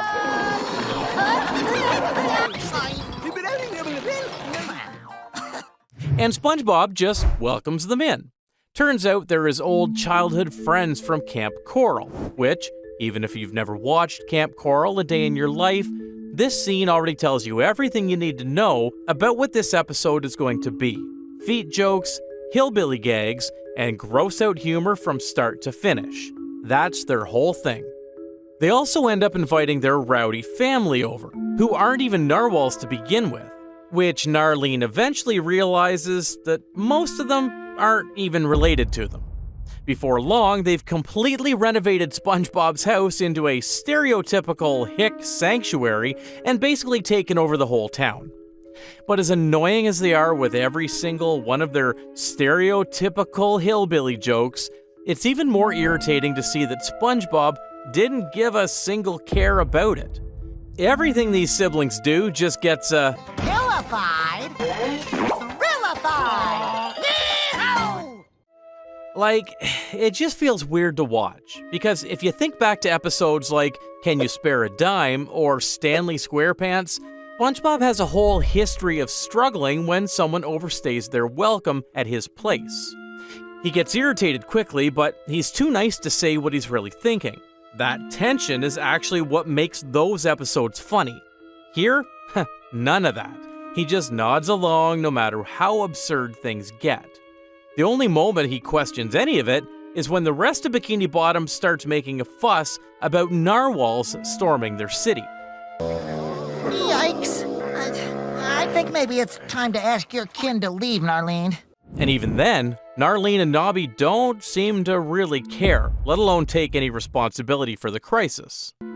Oh, and somehow Plankton gets involved too, because apparently their families have some long-standing rivalry, and then a hillbilly version of Plankton shows up to save the day. Yeah, it feels like it belongs in a completely different show, because it literally does. So obviously some fans really dislike this episode. The reception wasn't great, but Nickelodeon didn't seem to notice, or care, because she came back for Uptown Girls. One day, both Narlene and Nobby show up randomly again at the Krusty Krab, and since they're in the city, Narlene wants SpongeBob to show them around Bikini Bottom. But SpongeBob can't. He's working. So Pearl steps up and offers to take Narlene to the mall instead. And honestly, on paper, that sounds like a pretty decent episode. Pearl doesn't get nearly enough spotlight in the modern show, so any episode that puts her front and center, it should be a win.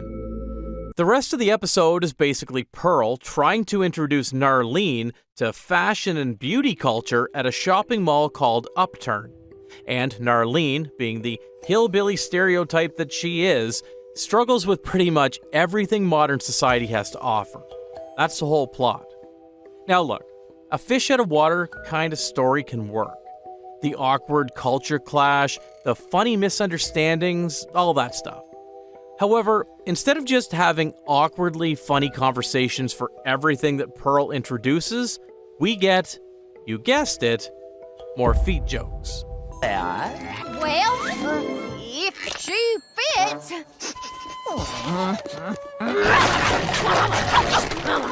And that's not even the worst of it. Before they even get to the mall, Narlene is already collecting used chewing gum off the pavement as a souvenir to the big city, with her feet, of course. Then near the end of the episode, the story turns into the two of them teaming up to run from all Lady Upturn's guards and make the great escape.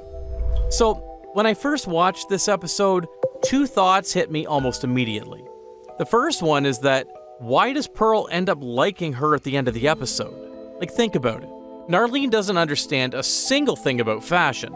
She embarrasses both of them in front of Lady Upturn. She basically derails the entire mall trip from start to finish, and Pearl, bratty, trend-obsessed, you have to understand the trends, Pearl, just stands up for her in the end. So what if my friend doesn't do things the way city people do? At least she's not a stuck-up snob. She even goes out of character by sacrificing her father's diamond-class credit card as bait. Pearl has no real reason to relate to Narlene, and yet the show just forces them to be besties by the end of the episode. Like SpongeBob going along with everything in the first episode, Pearl has to get a little out of character to make room for Narlene. That's already twice now that a main cast character had to bend their own personality just so Narlene could have a happy ending. Then the second thought, why isn't Sandy here instead? Sandy is a Texan scientist living in an underwater world. Pearl is a whale teenager trying to navigate modern society and fit in.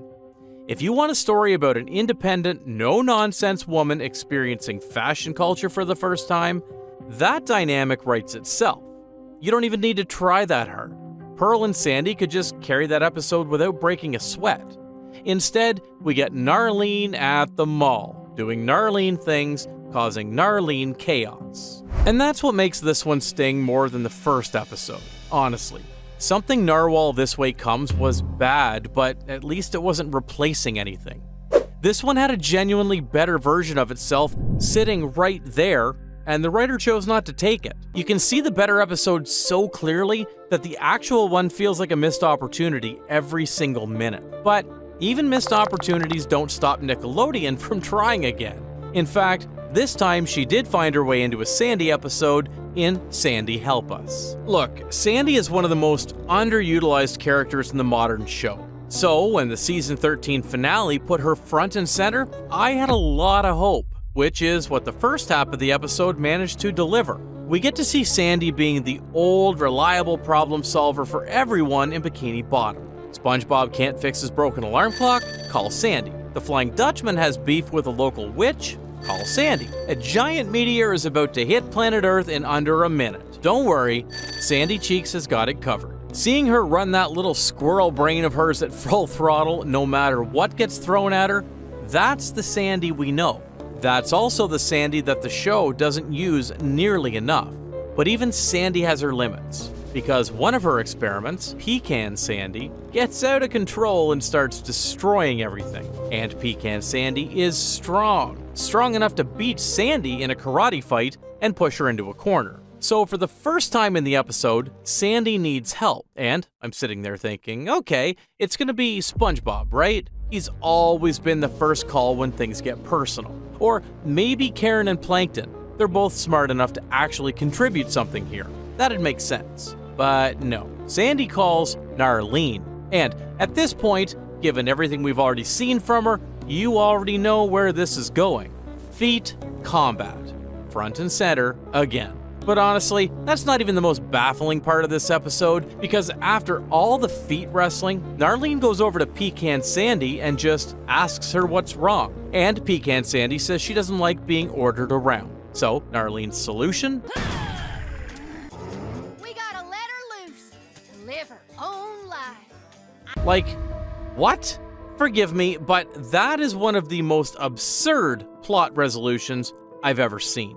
This is a squirrel who once wrestled the Alaskan bullworm out of spite because he took her tail. This is the same Sandy who had her own Kill Bill arc just to save her friend from a condominium scam. She is a scientist who probably knows more about underwater ecology than everyone else in this entire show. And now she's releasing a sentient pecan on steroids into the city. Sandy has no reason to like Narlene in this episode. She has even less reason to agree with her, but here she is anyway, just going along with it. Being dumb for Narlene's sake, just like SpongeBob and Pearl did. And look, at this point, you'd think Nickelodeon would have gotten the message. 3 episodes in, the reception wasn't exactly glowing.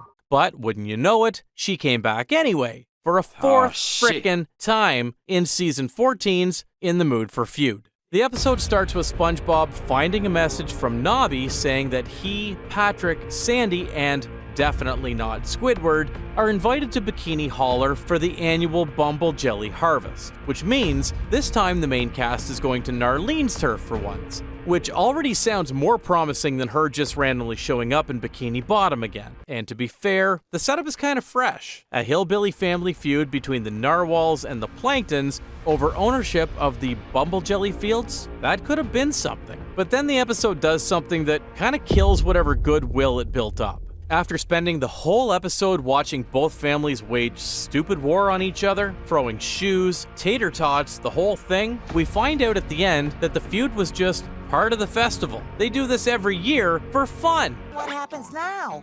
The annual post-feud party! Annual? So all of that build-up, the generations of rivalry, the escalating conflict, it meant nothing. It was just an excuse to have Narlene and her family cause chaos for 20 minutes and walk away without any real consequence again. And yes, the feet humor is back to every single time. No matter what the episode is about, no matter where it's set, the narwhal feet jokes will find their way into it somehow. So now we've sat through 4 Narlene episodes in the main show. And if you've been paying attention, the pattern isn't difficult to see. She shows up out of nowhere, causes chaos, then the main cast get a little dumber to make room for her. Nobody faces any real consequences, and then she leaves, until the next time Nickelodeon decides to bring her back. Unlike the previous 3 episodes, this last one had a somewhat fresh premise, and yet it still ended up in the exact same place. That's why I think, maybe, the problem was never really the concept around her. The problem is just her, and what the show refuses to do with her every single time she shows up. Because to be fair, there is one exception worth mentioning. I'm not making this video to tell you whether Narlene is a good or a bad character. That's up to you to decide.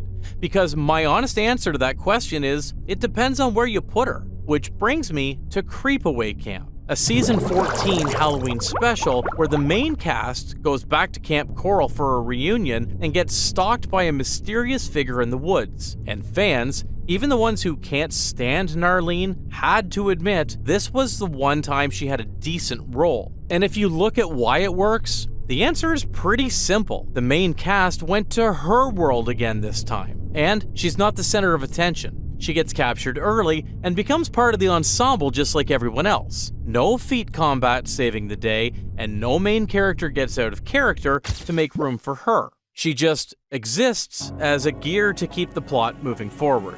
And somehow, that's all it took.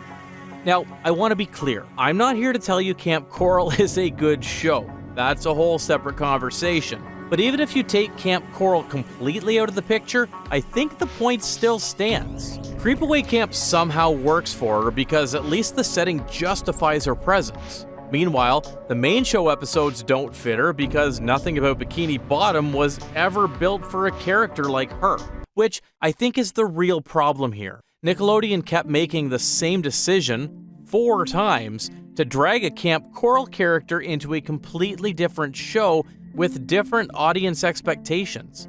And every single time, the result was the same. It's like taking a joke that works in one context and repeating it somewhere it doesn't belong. The first time, people are confused. The second time, they're annoyed. By the 4th time, they're just skipping the episode entirely, which is exactly what fans started doing. And the frustrating part is, nobody had to make that call. The main show has no shortage of underutilized characters who deserve more screen time. Sandy, Pearl, even characters like Mrs. Puff who barely show up in modern episodes anymore. Any one of them could have filled whatever role Narlene was supposed to play in those episodes, and done it without breaking the show's own logic in the process. But instead, Nickelodeon kept reaching back into Camp Coral, kept trying to make that connection stick, kept hoping that if they put Narlene in enough main show episodes, fans would eventually come around. Well, I'm sorry to say this, but they won't. And I think deep down, Nickelodeon probably knows that too. Because if you look at where we are now, Narlene hasn't shown up in the main show for quite a while. Maybe they finally got the message. Or maybe she's just waiting for her own moment in season 16. At the end of the day, Narlene isn't the villain of the story. She has her own place in Camp Coral and somehow got pulled into a completely different world over and over again. And honestly, it's a decision-making problem on Nickelodeon's side. It makes you wonder how many other things in the show exist, not because they think it's good, but just because someone upstairs needed them to exist. If there's one thing everybody agrees on when it comes to SpongeBob, it's that SpongeBob and Patrick are best friends. Like, that's just the deal. The show tells you from the very first episode. And look, it's a heartwarming friendship. It's the friendship that everybody wants until you actually start paying attention. Because in case you've never noticed, for every wholesome Patrick moment, there are about 5 others where SpongeBob is either getting humiliated, losing something he loves, or just straight up suffering, and Patrick is either the cause of it or standing there doing absolutely nothing. And the even worse part, you probably know somebody exactly like this. Now, I think we can begin with probably the most common type of bad friend out there, the one who only really needs you when it's convenient for them. And Patrick, he does this so naturally, so effortlessly, that half the time, you don't even notice it's happening, which is kind of the whole point, like in I'm with Stupid. So Patrick's parents are coming to visit, and Patrick, being Patrick, is terrified of looking stupid in front of them. However, SpongeBob, being the world's most loyal friend, comes up with a plan. He'll pretend to be the dumb one. You know, make Patrick look smart by comparison. Parents are impressed, everybody goes home happy. Simple enough, right? Except Patrick gets so comfortable in the bit that it feels like he stops pretending. Patrick, I think your friend might be broken.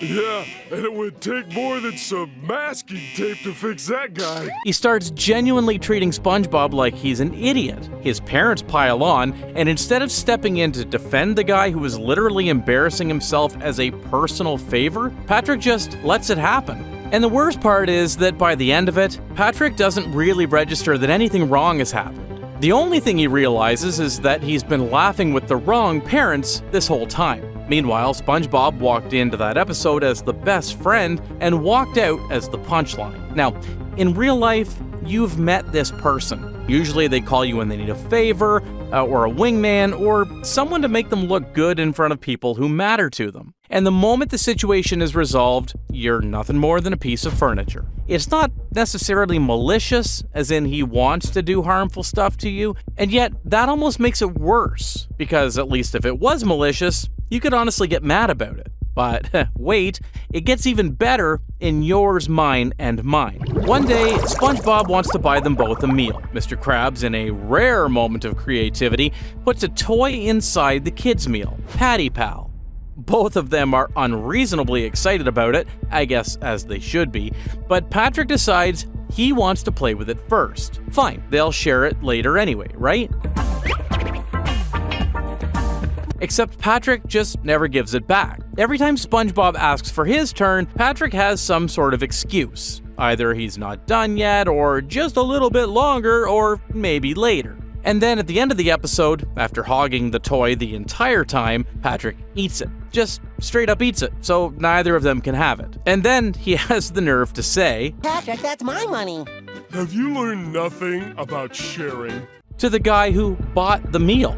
Now, if that doesn't sound like someone you've met before, then consider yourself very lucky, because most of us have had exactly that conversation, where you were somehow the unreasonable friend for pointing out things that aren't equal. Now, in comparison, taking advantage of someone's kindness, that's at least somewhat intentional. You know what you're doing on some level. But the next thing Patrick does is worse in a different way, because he's just being indifferent. A complete and total lack of care for the things that matter to the person right next to you. And we see that particular brand of carelessness in the card. So there's a rare Mermaid Man collectible card in circulation. Not just rare, the rarest. The kind of thing that SpongeBob has probably been hunting down for years. Patrick gets it by accident because, of course he does. And SpongeBob, rather than losing his mind, decides to just follow Patrick around and make sure that nothing happens to it. For the whole episode, he's patient, he's careful. He treats this card like it's made of actual gold. Meanwhile, Patrick treats it like garbage. He burns it, uses it as a napkin, drags it across every surface possible, while SpongeBob is having a heart attack every time he does it. It did work out well in the end, though, because Patrick actually somehow got 5 more of the same rare cards in that one pack that he bought. And he's kind enough to give SpongeBob the other 4. Or 3, to be precise. But if there's anything we can learn from this episode, it's that Patrick never once considered that SpongeBob's feelings about this card were worth taking seriously, just because it simply never crossed his mind. And you know what that feels like in real life? That friend who borrows something you care about and then hands it back broken with a shrug. Who shows up late to the one thing you actually needed them at on time. Who forgets the thing you told them 3 times because they weren't actually listening any one of those 3 times. Not cruel, just not paying attention to you, ever. And if you think that was bad, at least the card was just a card, not your dearest pet. Oh, wait. He does that too in Pet Sitter Pat. So one day, SpongeBob needs somebody to look after Gary while he's away, and for reasons that are genuinely hard to explain, he picks Patrick. Now look, Gary is more than just a pet to SpongeBob. We've seen multiple episodes dedicated to how deep that bond runs. So trusting Gary to Patrick is already a leap of faith that requires a very specific kind of optimism. Spoiler alert, that optimism was not rewarded. Patrick wasted no time to eat all of Gary's food, then puts Gary in direct danger multiple times throughout the episode through a combination of recklessness and genuinely bewildering decision-making. And then, the moment that really seals the deal is when he decides that Gary needs a bath. Taking a bath? Yeah, that's normal enough, right? Yeah, except for whatever reason, Patrick's solution to giving a bath is a flamethrower. Well, make up your mind. Is it water or fire? A flamethrower for a bath for a snail. By the end of it, the house is flooded, half of SpongeBob's belongings are destroyed, and Patrick tells SpongeBob absolutely nothing when he gets back. However, as dreadful as that might sound, I think most people have experienced something like this at some point. You trust someone with something that genuinely matters to you. Not because they're the most qualified, just because you trust them, and they let you down out of pure, unfiltered carelessness. That's why it stings more than the damage itself. It's the fact that they don't really get why you're upset. Because to them, nothing that important happened. To you, everything that happened was important. That gap in understanding is what makes this type of friendship quietly exhausting over time. And again, at least in those cases, SpongeBob still had his life more or less intact by the end of it. This next one, however, is different. Because we're talking about the episodes where Patrick's stupidity actively, materially ruins his day, his week, sometimes longer, stuck in the ringer. And what makes it truly special is that Patrick usually walks away completely fine. So SpongeBob gets stuck in his ringer after a shower. He can't get out. Patrick, wanting to help, decides the solution is to permanently glue him in with carnival glue. Now, SpongeBob can't do anything. He can't work, he can't eat properly, he can't live a normal life. all because Patrick's version of helping was to make the problem irreversible without stopping even for 1 second to think about whether or not it was a good idea. And here's where it gets really good. Patrick somehow starts feeling guilty. He takes SpongeBob to the carnival to cheer him up, which is a sweet gesture in theory. Except at the carnival, SpongeBob understandably vents his frustration. He's stuck in a ringer permanently. He's allowed to be upset about that. But the entire town sides with Patrick. You know, kid, your body isn't the problem. It's your heart. The guy who glued his friend into a ringer and ruined his life gets the sympathy. And SpongeBob, who is literally the victim here, gets told he's being ungrateful. Now, if that dynamic sounds familiar to you in any way, then you already understand that this is a gold standard for gaslighting. Someone makes your life harder through their own carelessness, and then does one small thing to compensate. Suddenly everyone around you is saying, well, at least they tried. And you're just standing there, stuck in a ringer, wondering how this became your fault. Meanwhile, Valentine's Day is a bit more of a harmless episode, but I still think it's one of the most revealing Patrick episodes of the entire show. So SpongeBob has been planning this enormous Valentine's Day surprise for Patrick. We're talking about a giant chocolate hot air balloon. Yeah, he's been working on this for a while. It's just a whole thing. However, there's a delay with the balloon. Sandy is trying to get it there, but it's taking longer than expected. So, in the meantime, SpongeBob improvises and gives Patrick a handshake as a placeholder gift, fully intending for the real surprise to arrive any minute. Sadly, Patrick loses his mind. He doesn't ask what's going on, he doesn't give SpongeBob a chance to explain, he just immediately decides that he's been wronged and proceeds to destroy an entire theme park over a gift that was genuinely on its way. Meanwhile, SpongeBob is running around desperately trying to manage the situation that he didn't even cause, while Patrick is leaving a trail of destruction behind him. Things got kinda under control again at the end of the episode. Sandy manages to beat all the clams and arrives with the damaged chocolate hot air balloon.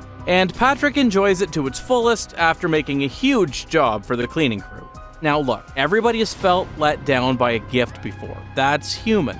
But there's a difference between feeling disappointed and burning everything to the ground before you even have the full picture. It's not wise to blow up over a misunderstanding before letting the whole thing be explained. And somehow, you are always okay with it because you're SpongeBob. It's more or less the same with Life of Crime. One day, Patrick convinces SpongeBob to borrow a balloon with him. His logic being that you can take anything as long as you give it back eventually. Well, that's not wrong maybe on the technical side, but definitely wrong on the moral side, especially if you broke the very thing that you borrowed. So now, they're both on the run, convinced that they're wanted criminals hiding out and trying to survive on the snacks they brought with them. They each have a chocolate bar.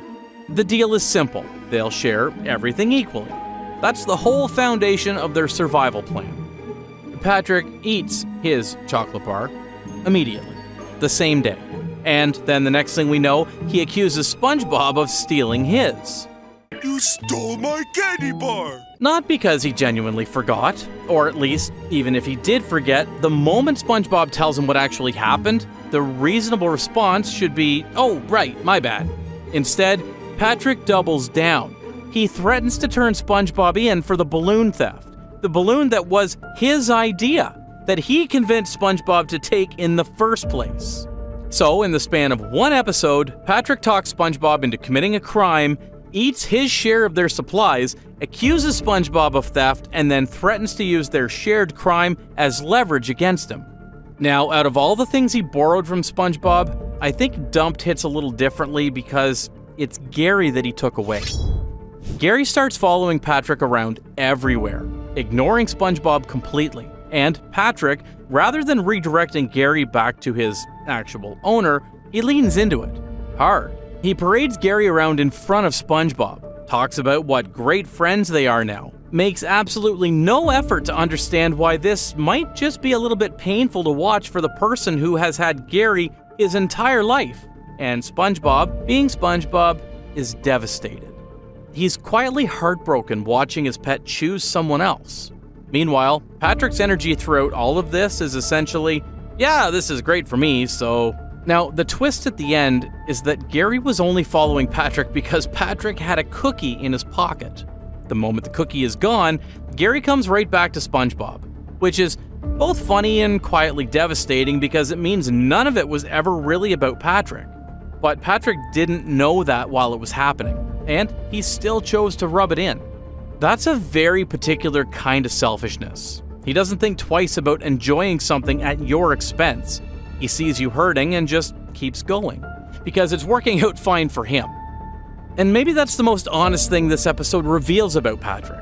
He's not evil. If anything, he just has a very consistent habit of making decisions based entirely on what feels good for him at that exact moment, with very little consideration for what it costs the person next to him, which in some ways is harder to deal with than someone who's just outright mean, because at least it means you know where you stand.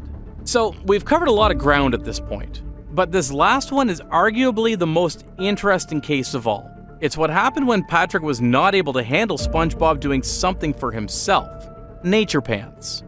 Out of, romance and dreams, SpongeBob decides he wants to give up his normal life and go live with the jellyfish. Leave everything behind. His job, his house, his friends, and just exist in nature. Now look, is this a rational decision? No, absolutely not. But it's his decision. He's not hurting anyone other than him. He's just following something that feels right to him at that moment. And how does Patrick respond to his best friend making a personal choice about his own life? Well, first he cries, which, okay, fine, fair enough. Your best friend is leaving. That's emotional. But then when the crying doesn't work, Patrick decides to hunt him. He chases him through the jellyfish fields. He tries to physically capture SpongeBob and bring him back like a runaway pet. At one point, he said he wants to keep SpongeBob in a jar on his shelf. A jar on his shelf. Now, there's a version of this where you could maybe argue that Patrick just really misses his friend and he doesn't know how to handle it. And sure, that's probably true on some level. But here's the thing. The way Patrick responds to SpongeBob's independence says something really specific about how he views their friendship. To Patrick, SpongeBob's life choices are only valid if they include Patrick. The moment SpongeBob wants something that isn't about their friendship, Patrick takes it personally, as a threat, as something that needs to be stopped. And that's not love, which, honestly, explains a lot about everything we've covered today. Because when you look back at all of these episodes, Patrick has never really had to ask himself what kind of friend he is, because SpongeBob never made him. And that brings us to the most important question of this entire video. Why does SpongeBob keep letting him get away with it?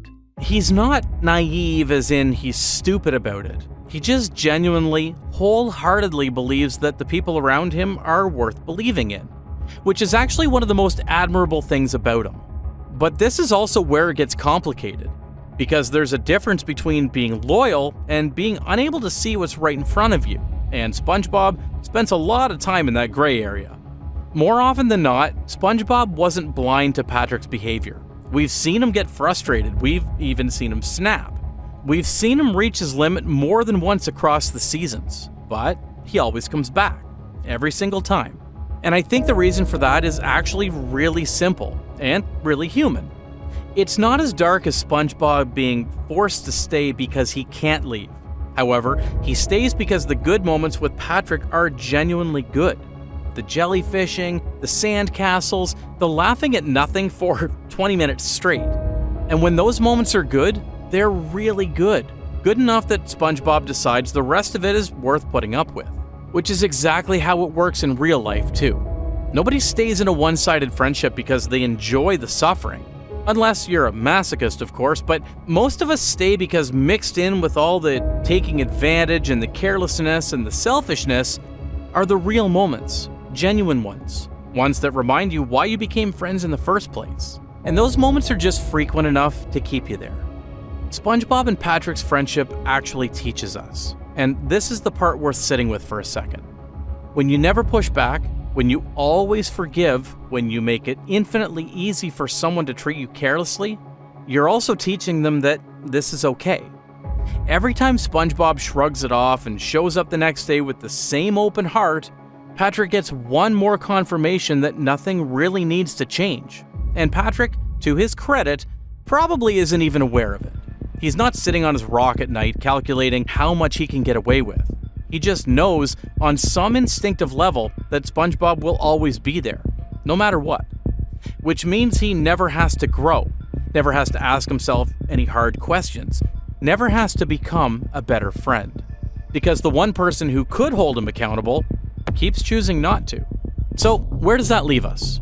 Well, Patrick Star is still one of the most beloved characters in the entire show, and I mean that genuinely. At his best, he's hilarious, he's warm, and there's nobody quite like him in Bikini Bottom. But being lovable and being a good friend are not the same thing, and I think that's the honest takeaway here. When you actually stack everything up, the taking advantage, the carelessness, the life-ruining, the selfishness, the possessiveness, what you're left with is a friendship that works really well for Patrick, and works considerably less well for SpongeBob. And look, yeah, SpongeBob is a cartoon, Patrick is a cartoon, none of this is real. But the reason this video exists is because the patterns aren't entirely fictional. You've seen them, maybe you've lived them, maybe you're living them right now. And if there's one thing that's worth taking from all of this, it's pretty simple. The SpongeBobs of the world deserve better than endlessly forgiving people who never have to grow because of it. It's true for cartoon sponges, and it goes for you too. The Krusty Krab should have been shut down a long time ago. And I know what you're thinking. It's just a cartoon restaurant. It's just a plot device. Relax, bro. And you're right, technically. But hear me out. If you actually stack everything that has happened inside that building across every season, including every health violation, every labor crime, every moment where someone almost died and Krabs just shrugs it off, it kind of stops being funny. Or, well, it's still funny, but it's also kind of insane that nobody has done anything about it. Because here's the thing about the Krusty Krab. It's so much more than just a bad restaurant. Bad restaurants get reviewed, reported, boycotted, and eventually replaced by something maybe slightly less terrible. Meanwhile, the Krusty Krab is still open to this day. And by the end of this video, you're gonna understand exactly why that is. First and foremost, the Krabby Patty. Bikini Bottom's most beloved menu item. The heart of the Krusty Krab's entire operation. The thing that has kept this restaurant relevant for decades, despite everything we're about to go through. Because here's what I think most people miss about the Krabby Patty. Everyone talks about how good it is, as if it's the best culinary option in Bikini Bottom and there's nothing else like it. But nobody talks about why people keep coming back.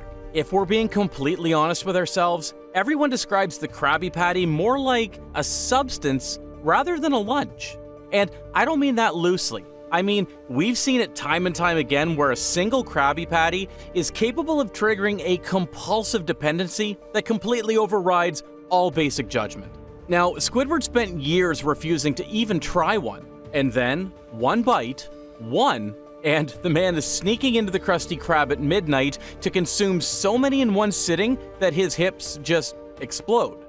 Now, I want you to think about what that story actually sounds like if you remove the cartoon logic from it.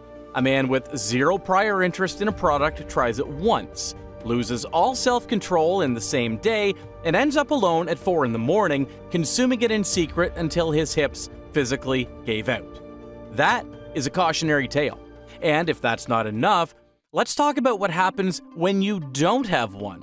What we're watching is a full withdrawal response. Stomach cramps, psychological distress, the complete inability to function as a normal member of society, all because he hasn't had a Krabby Patty in long enough. And the Krusty Krab is serving it with a side of fries. What's crazy is that this is before we even get into what's actually in the food, which, and I cannot stress this enough, has at various points included ingredients that have absolutely no business being anywhere near food. At one point, in an attempt to outdo Plankton with his own grease food, Krabs loaded the food with so much grease, the customers became physically incapable of functioning. A health inspector had to get involved, but we'll come back to how that went. Because as it turns out, the whole answer to this problem isn't that simple. You can't just call a health inspector to give Krabs a warning. Krabs wouldn't take that sitting down. Especially if you're a Krusty Krab's employee. Because if you thought being a customer at the Krusty Krab was a gamble, being an employee is like taking that gamble on a loan. On paper, working at the Krusty Krab is a pretty simple job. You show up, you do your job, you go home. SpongeBob flips patties, Squidward takes orders, Mr. Krabs counts his money. Everybody knows their role. But what the Krusty Krab actually is, underneath all of that, is a workplace where the concept of employee rights has never once been seriously mentioned. And I don't mean, oh, the boss is a bit tough there. I mean, there is a document, an actual invoice that Squidward received itemizing charges for breathing, standing, talking, and existing on the premises. Now, I want you to sit with that for a second. That is an employer billing his own employee for the biological functions required to stay alive. In any functional labor system, that document alone would be enough to shut the whole operation down. But it just gets filed under just how things are at the Krusty Krab because it is what it is. Raises? Union representation? Don't make them laugh. Basic labor protections? There's a reason Squidward has been threatening to quit for 20 years and somehow never quite manages it. Because leaving would mean admitting there's nowhere better to go, and staying means accepting that this is just the deal. At one point, purely to outcompete Chum Bucket, Krabs announced that the Krusty Krab would be open 24 hours a day because he said so. There's no single thought there about how his employee might have to go home and live their own life outside of work. With that being said, their best fry cook was once fired over a nickel, which tells you everything you need to know about how the Krusty Krab values the person who has kept its kitchen running for decades. But here's the part that really gets me, because all of that is just Krabs being cheap. Annoying, yes, but it's just him being him. What Patty Caper shows us is something far worse. SpongeBob spends the entire episode playing detective, tracing every lead, genuinely trying to solve the crisis, only to find out that Krabs stole it himself to avoid paying $1.99. And his first instinct when cornered, point at SpongeBob. When the whole restaurant is at risk, Krabs finds the nearest employee and makes sure that if someone is going down for this, it isn't him. At this point, employees at the Krusty Krab are expendable. Sure, they're useful, right up until the moment they become inconvenient, and then they're the first ones thrown under the bus. Which actually brings us to something pretty interesting. Because for all the ways that Krabs has mistreated the people working for him, there was one moment where he figured out something even more efficient. Why exploit your employees as workers when you can exploit them as a brand? A food critic gives the Krusty Krab a glowing review, specifically praising SpongeBob, which, of course, Krabs doesn't reward him enough for. He doesn't give him a raise or even a thank you, but he does turn SpongeBob's entire identity into some kind of an attraction. There's SpongeBob's face on everything. His name is on the menu, everything in the restaurant is now yellow. However, SpongeBob, being SpongeBob, is genuinely excited about it, which makes it worse. By the time we get to the spongy patties that are made from old, rotten meat rebranded to fit the theme, and that start making customers sick, Krabs ends up in court facing what should be a serious consequence. We'll get to that in a moment. So we've established that working at the Krusty Krab is, at best, a psychological endurance test. But here's the thing. At least employees chose to be there. At least they walked in knowing that this is part of their day and Eugene Krabs was going to be involved in their day in some capacity. But customers, they didn't sign up for any of that. They just wanted lunch. And yet somehow, being a customer at the Krusty Krab is arguably worse. For one, the moment you walk through that door, everything you have is a potential revenue stream. I know it might sound confusing, but let me explain. There's a money-back guarantee at the Krusty Krab. It's printed right there on the menu. Guaranteed satisfaction or your money back. But you can't read it normally. It's printed in a font size that requires a magnifying glass to even get noticed by regular fish. Props to Bubble Bass to know it's there in the first place. The man is really going deep with his research just to get those free patties. Still, it's there, technically, so legally he's good. Fries are extra, napkins are extra, refills are extra. And if you drop your Krabby Patty, that's on you. The rulebook says so. And yes, there is a rulebook. There was an incident where customers attempting to leave the Krusty Krab were physically prevented from doing so until they had spent every last cent in their possession. Yeah, they just got stopped at the door and told to go back and spend everything they had. At another point, he was charging customers per step inside the restaurant. Per step, which means the further your table is from the door, the more you've already spent before you've even sat down. I genuinely don't know what the legal term for that is, but there's gotta be one. Sometimes it's about cutting costs so aggressively that the customer experience becomes actively dangerous. During one winter, Krabs set the thermostat inside the Krusty Krab so low, customers were sitting inside what was essentially a refrigerator, in their coats, eating cold food, because Krabs did the math and decided their comfort was an unnecessary expense. There was also the time he discovered that Gary Shell had somehow developed the ability to magnetically attract loose change, and the first thing that came to his mind was to walk Gary around town like a living ATM skimmer, hoovering coins out of people's pockets without their knowledge. He also took him to a casino after that. Yeah, I'll just leave that there. But I think the one that irritates me the most is Krabbyland. Because, at least with the adults, you could argue they should know better. They've been to the Krusty Krab before, they know the fine print is unreadable, they know what they're walking into. The kids don't. Krabs looked at a group of children on summer break and did the math on how much money their parents had. So he built a playground out of what can only be described as a junkyard, and then watched SpongeBob, who was genuinely, sincerely trying to make these kids happy, get physically beaten for their entertainment while he counted the coins. He used SpongeBob's goodwill as the actual product, which, and this is where it gets interesting, also explains why the Krusty Krab is still open. Because every time it should have been closed, every time something happened that by any reasonable standard should have ended this whole operation permanently, there was always someone who cared too much to let it burn. Everything we've talked about so far, the food, the workplace, the customers, all of that is Krabs just being cheap and cutting corners wherever he can. It's bad, but it's also, in a weird way, just kind of predictable. You know what you're getting with Krabs in these situations. What puts the Krusty Krab in a completely different category is what happens when someone from the outside tries to do something about it. Because the moment any kind of external accountability enters the picture, Krabs just makes it disappear by whatever means necessary. Let's start relatively small.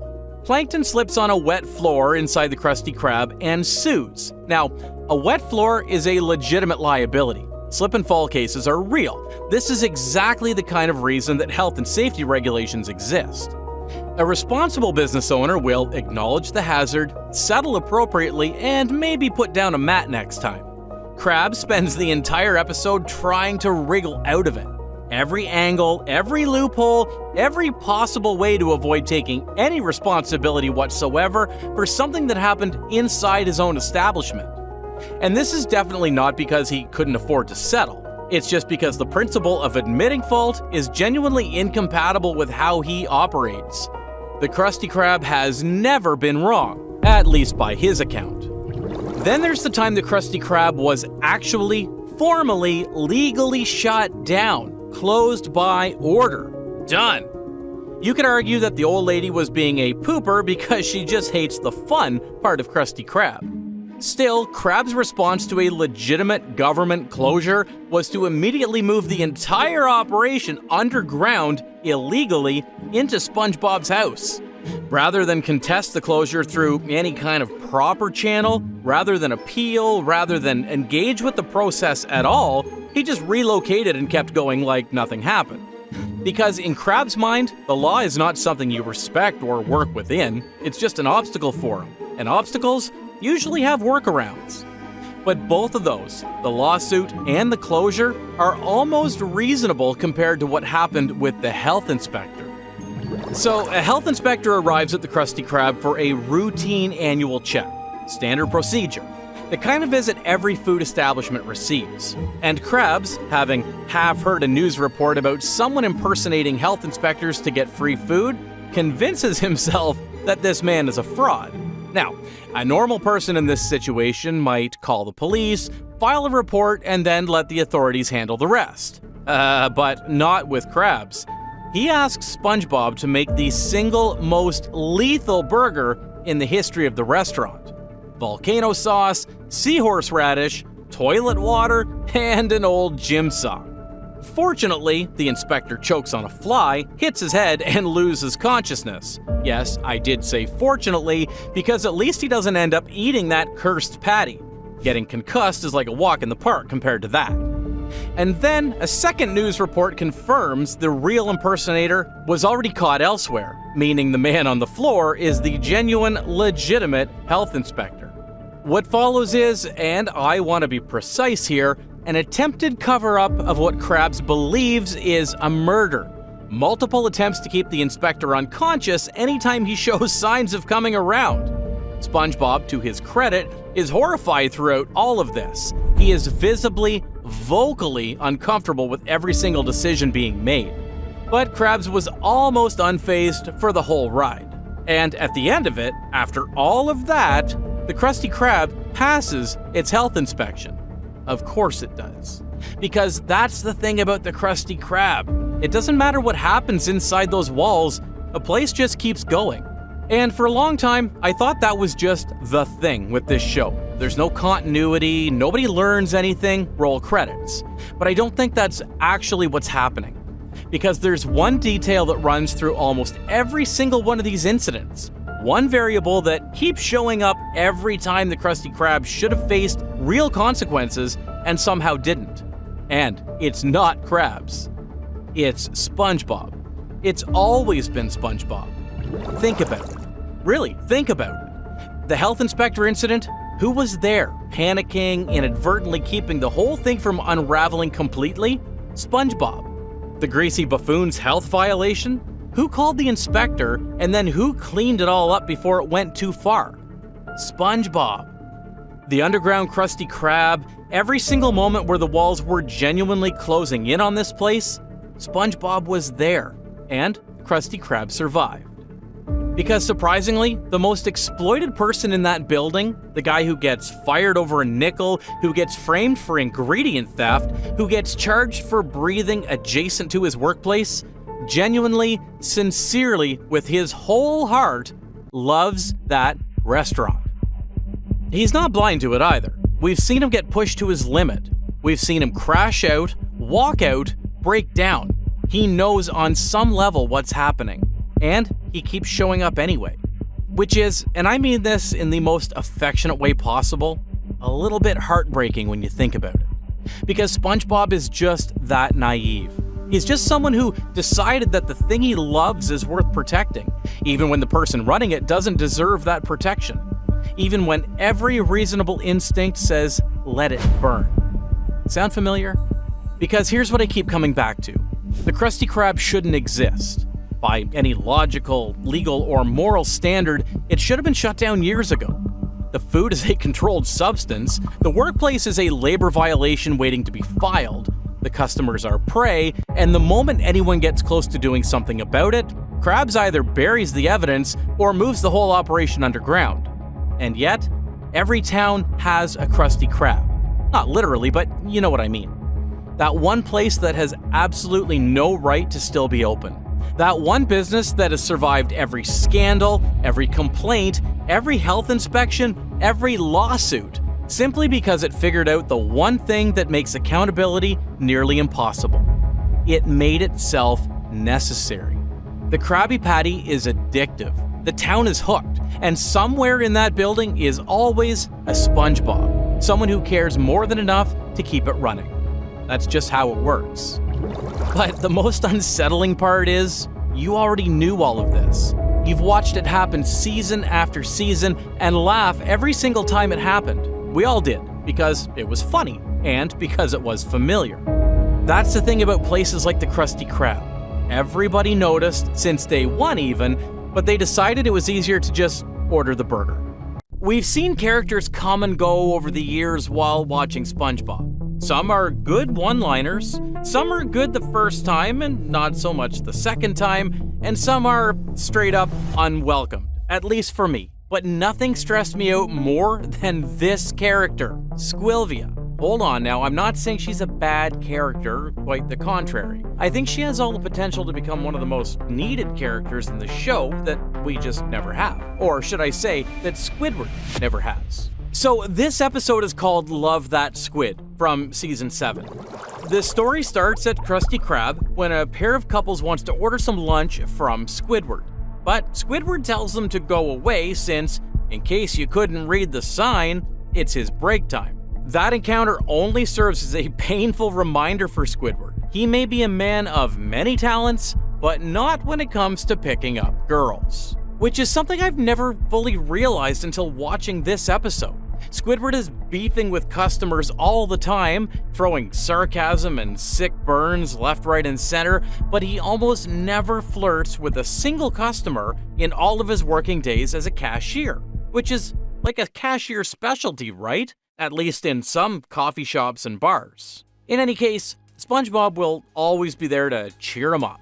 He even gave Squidward a good reminder that just because you never experienced true love doesn't mean you will never find one. Preach, brother, preach. Even more so when your prayers are actually answered just a few seconds later. Squilvia enters the Krusty Krab to get some lunch for herself, and it doesn't take long for Squidward to actually fall head over heels for Squilvia. I mean, how can you not? Just look at that. Well, why don't you ask her out on one of those dates you keep talking about? My next move exactly. However, things might not go so smoothly for our cashier. Just like he said previously, he never had one true love before, so he doesn't know how to act when he sees one. Of all the people we expected, SpongeBob is the one who has to stand up for the cause. What I also didn't expect is how straightforward he is. He doesn't even bother to have a chat or pretend to take Squilvia's order at first. He just goes straight for this killer line. I believe Squidward here is trying to ask you on a romantic date, ma'am. And of course, just like a normal woman would do, Squilvia hesitated at first. I mean, she barely even knew Squidward, they just met. And even then, Squidward hasn't said a single word to her because he just kept stuttering or falling to the floor. I would just feel weirded out by it. But our wingman, SpongeBob here, he does more than just be a middleman. He goes over and above to convince Squilvia into going on a date, including glazing Squidward. He's an incredible painter, a musician, he loves to cook and clean, and he also gardens quite a bit. And the most important one... It's his selflessness, his undying commitment to being a true friend. You know, except for that last one there, they are all actually true. We've seen Squidward do all of those things on a regular basis as a hobby. The only exaggeration is Squidward's commitment to being SpongeBob's friend, but even then, we all know Squidward will do so if the situation presses him to. So, with that being said, Squilvia says yes to the date, and she said she'd come to Squidward's place later on. That's the first obstacle down. The next obstacle, however, is that Squidward can't even remember the last time he had a date with someone. The guy basically just froze up there for the whole conversation. What is he gonna do later tonight? So, despite his rational judgment, Squidward just trusts SpongeBob to sort of guide him through the preparation process. Because I don't think SpongeBob has had a successful experience in dating someone before either. The only time he ever actually takes a girl with him is in the episode The Chaperone, back in Season 1, where he takes Pearl to her prom as a substitute for Kevin. Pearl ended up saying she was having a great time despite all the chaos and the fact that they got kicked out of the prom. But I still wouldn't call that successful. Then there was another time when SpongeBob made love to a beautiful sandwich, which was just, I don't know, psychopathic to say the least. So maybe Squidward only trusts him since he's the one hooking him up here in the first place. And SpongeBob actually looked like he knew what he was doing there, so yeah, what other option do you have? Anyway, Squidward shows up to have the learning session with SpongeBob, and wouldn't you know it, the plan is to have a mock date with SpongeBob who dressed up as a girl. I guess the idea here is just to give Squidward a close to real experience for dating someone. I mean, that's what mock is, right? One thing to note though, for some reason, SpongeBob is actually great at explaining how tricky it is to date a woman. He asks, "Where are my flowers?" which makes Squidward have to run to buy them, and then says, "You shouldn't have," because he is very allergic to tulips. Then when Squidward comes to pick him up with a car, SpongeBob explains a gentleman always opens a door for a lady before he had trouble with the seatbelt. And then he says he has to go to the bathroom first. So look, if there's any ladies out there watching this video, I'm not saying it's difficult or annoying to take you out on a date. It's just that there's some inconveniences that we would rather not have to go through. Everything else is great. Anyway, they drive around the block pretending to go to the restaurant while ending up at Conch Street again. Then they go to SpongeBob's rooftop to have the mock dinner, where SpongeBob explains the most important part of the date, the chit-chat time. Which again, SpongeBob is somehow very well versed on the topic. Then Patrick shows up as their waiter. While serving food, he also starts to hit on SpongeBob for some reason. I guess the idea is to test Squidward to protect his lady when someone disrespects her. Unfortunately, Squidward didn't play into it. He said the whole thing is a waste of time. In fact, the real date starts in 5 minutes, so he just decided to go. Now, SpongeBob tries to chase him, but he ends up tripping on the stairs and hitting Squidward in the process. So now Squidward is fuming for good and basically lashes out the way that he normally would. However, when he's done yelling at SpongeBob and turns around, Squilvia is already standing there, watching every bit of their conversation. So Squidward thinks, oh, it's all over now. She saw that I'm a mean-spirited person, which is exactly the opposite of what SpongeBob said at the Krusty Krab. So now she'll just leave out of disappointment. And to his surprise, Squilvia actually said the opposite. That was a real sweet ending, I'm not gonna lie. However, I'm a little bit suspicious, because for some reason, I actually thought Squidward would get dumped on the spot, which I think is the original ending for the episode. But at the last minute, the writer said, nope, let's give Squidward a heartwarming ending for once. Considering this was season 7, and how the episode plays out, yeah, I know they're thinking it, but I just can't prove it. It's also nice to see that Squidward didn't get physically abused as a joke. Other than the stairs incident, he's just really annoyed at worst. On another note, despite me hyping up Squilvia since the beginning of the episode, she didn't actually have a lot of moments here, right? I mean, I guess a little bit at the beginning, and a little bit towards the end. Personally, I'd love to get more screen time from her. But even this is more than enough to highlight her pretty interesting personality, and explain why she's the character this show so desperately needed. Okay, so it's no secret that I've got a bit of a soft spot for Squidward. I actually think Squidward needs a more diverse role in the show. SpongeBob certainly has. Patrick has his own show now with his star family. Even Mr. Krabs has some sort of different role when the plot asks him to be a father for Pearl rather than just a cheap businessman. And, not to mention, he already dated Mrs. Puff on and off since Krusty Love. Yeah, it's been a running theme now. As for Squidward, he doesn't get any of that. Any plot revolving around him would usually be about the crazy neighborhood that Conch Street is, or as a cashier at the Krusty Krab. There's also some episodes about him exploring his artistic hobbies, and some more with his family members, but that's nothing compared to what Patrick gets. My point is, why can't Squidward have a girlfriend? We've seen him chasing Patricia in That's No Lady, but that's just Patrick in disguise, so the whole plot is just one big misunderstanding played as a comedy. He's also taken interest in Petunia at the flower shop, but that's also Plankton in disguise. He really can't tell the difference, huh?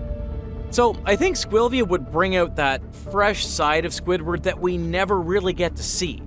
It's not often we see Squidward so hopeless, not knowing how to talk to a girl, to the point he would willingly ask SpongeBob for advice. SpongeBob, you gotta help me. It's been so long. I really love their harmless banter here. It's one of the better setups we get from them. It has some pizza delivery vibes to it, where they both share the same brain cell even though they had the exact opposite way of thinking. As for Squilvia herself, she's a strong character. We don't really see anyone in Bikini Bottom with a refined taste, while also being sassy on a regular basis. In other words, female Squidward. Really, Karen is the only name that came close to the conversation. She loves to roast Plankton at any time while being the only one that ever truly loves him. It might have to do with Plankton programming her that way, but hey, they both seem fine with it. Which brings me to the next point in my argument. Plankton and Karen are the only canon relationship in this show, because they actually married and lived together. They're the only ones that gave us a story about the highs and lows of a relationship. Sometimes your man is being stubborn with his decisions, and Karen has got to go to great lengths to stop him for his own good. Sometimes it's about your man being unfaithful. And a few rare times when your wife is hard to please and you realize you never really treat her nice. Shame on you, Plankton. But most episodes about Plankton and Karen are generally good. They rarely suck. As bad as they treat each other, they still turn up when it matters the most, and never fail to say how they really feel. Now, Squidward might not get all of that. His main role on Conch Street is handling his crazy neighbors, but since he already gets beaten up so much day in and day out by almost everyone, why can't he get his much-needed break with Squilvia? Based on what we saw at the end of Love That Squid, it seems that they both are still on good terms with each other. So why didn't you bring her back, Nickelodeon? Because surprisingly, this is the first and last time we meet Squilvia. Why is that? You don't seem to mind bringing back Nosferatu a few times, despite not everyone liking him. You don't seem to mind bringing back Narlene, even though everyone clearly hates it. Heck, even Doodle Bob and Bubble Buddy, characters that don't say a single word, get a few appearances. Do you really hate Squidward that much? Just imagine what kind of plot we could have with Squilvia dating Squidward every now and again. They could have a date while SpongeBob and Patrick ruin it accidentally by trying to help. You could bring Squilliam into the plot and have him trying to win Squilvia over by flaunting his wealth and achievements, not because he likes Squilvia, just because he wants to win over Squidward in every aspect. Or even you could make them have a fight, with Squidward running from the conversation and hiding at the Krusty Krab. So then Squilvia would have to come to his workplace to have a word with him, and SpongeBob and Mr. Krabs would have to cover for him by, I don't know, doing all sorts of ridiculous things. There's just so much you could do. And the best part of it, she would make Squidward's miserable life bearable. Because no matter how much you torture Squidward for making him the butt of the joke, he would still have a safe place to come back to, because Squilvia had a very specific taste in men. I think a guy who doesn't suffer fools lightly is totally dreamy. At this point, I am pretty convinced the reason they never bring Squilvia back is because that would make Squidward a happy person. And you can't really torture a happy person, because that would be straight up mean and no one would like it. Well, I hate to be the bearer of bad news, but we also don't like Squidward getting tortured for no reason. Never have, never will. At the end of the day, this video is nothing more than me just yapping about who Squidward should have ended up with, as a way to cope with my longtime obsession as a Squidward fan who thinks he never should have been tortured to begin with. But if anything, this serves as proof that there are multiple ways to fix problems in the show, and it doesn't always have to be some obscure method. And honestly, it's a little funny putting this next to something as serious as my last video, where I spent the whole time arguing that nothing in this show's timeline actually holds together. Turns out there's something much darker sitting underneath both of those paradoxes. If you haven't seen that one yet, go watch it. I think the two of these actually make a pretty good pair. And yeah, Mr. Krabs is the best Lex Luthor. I'll see you on the next time.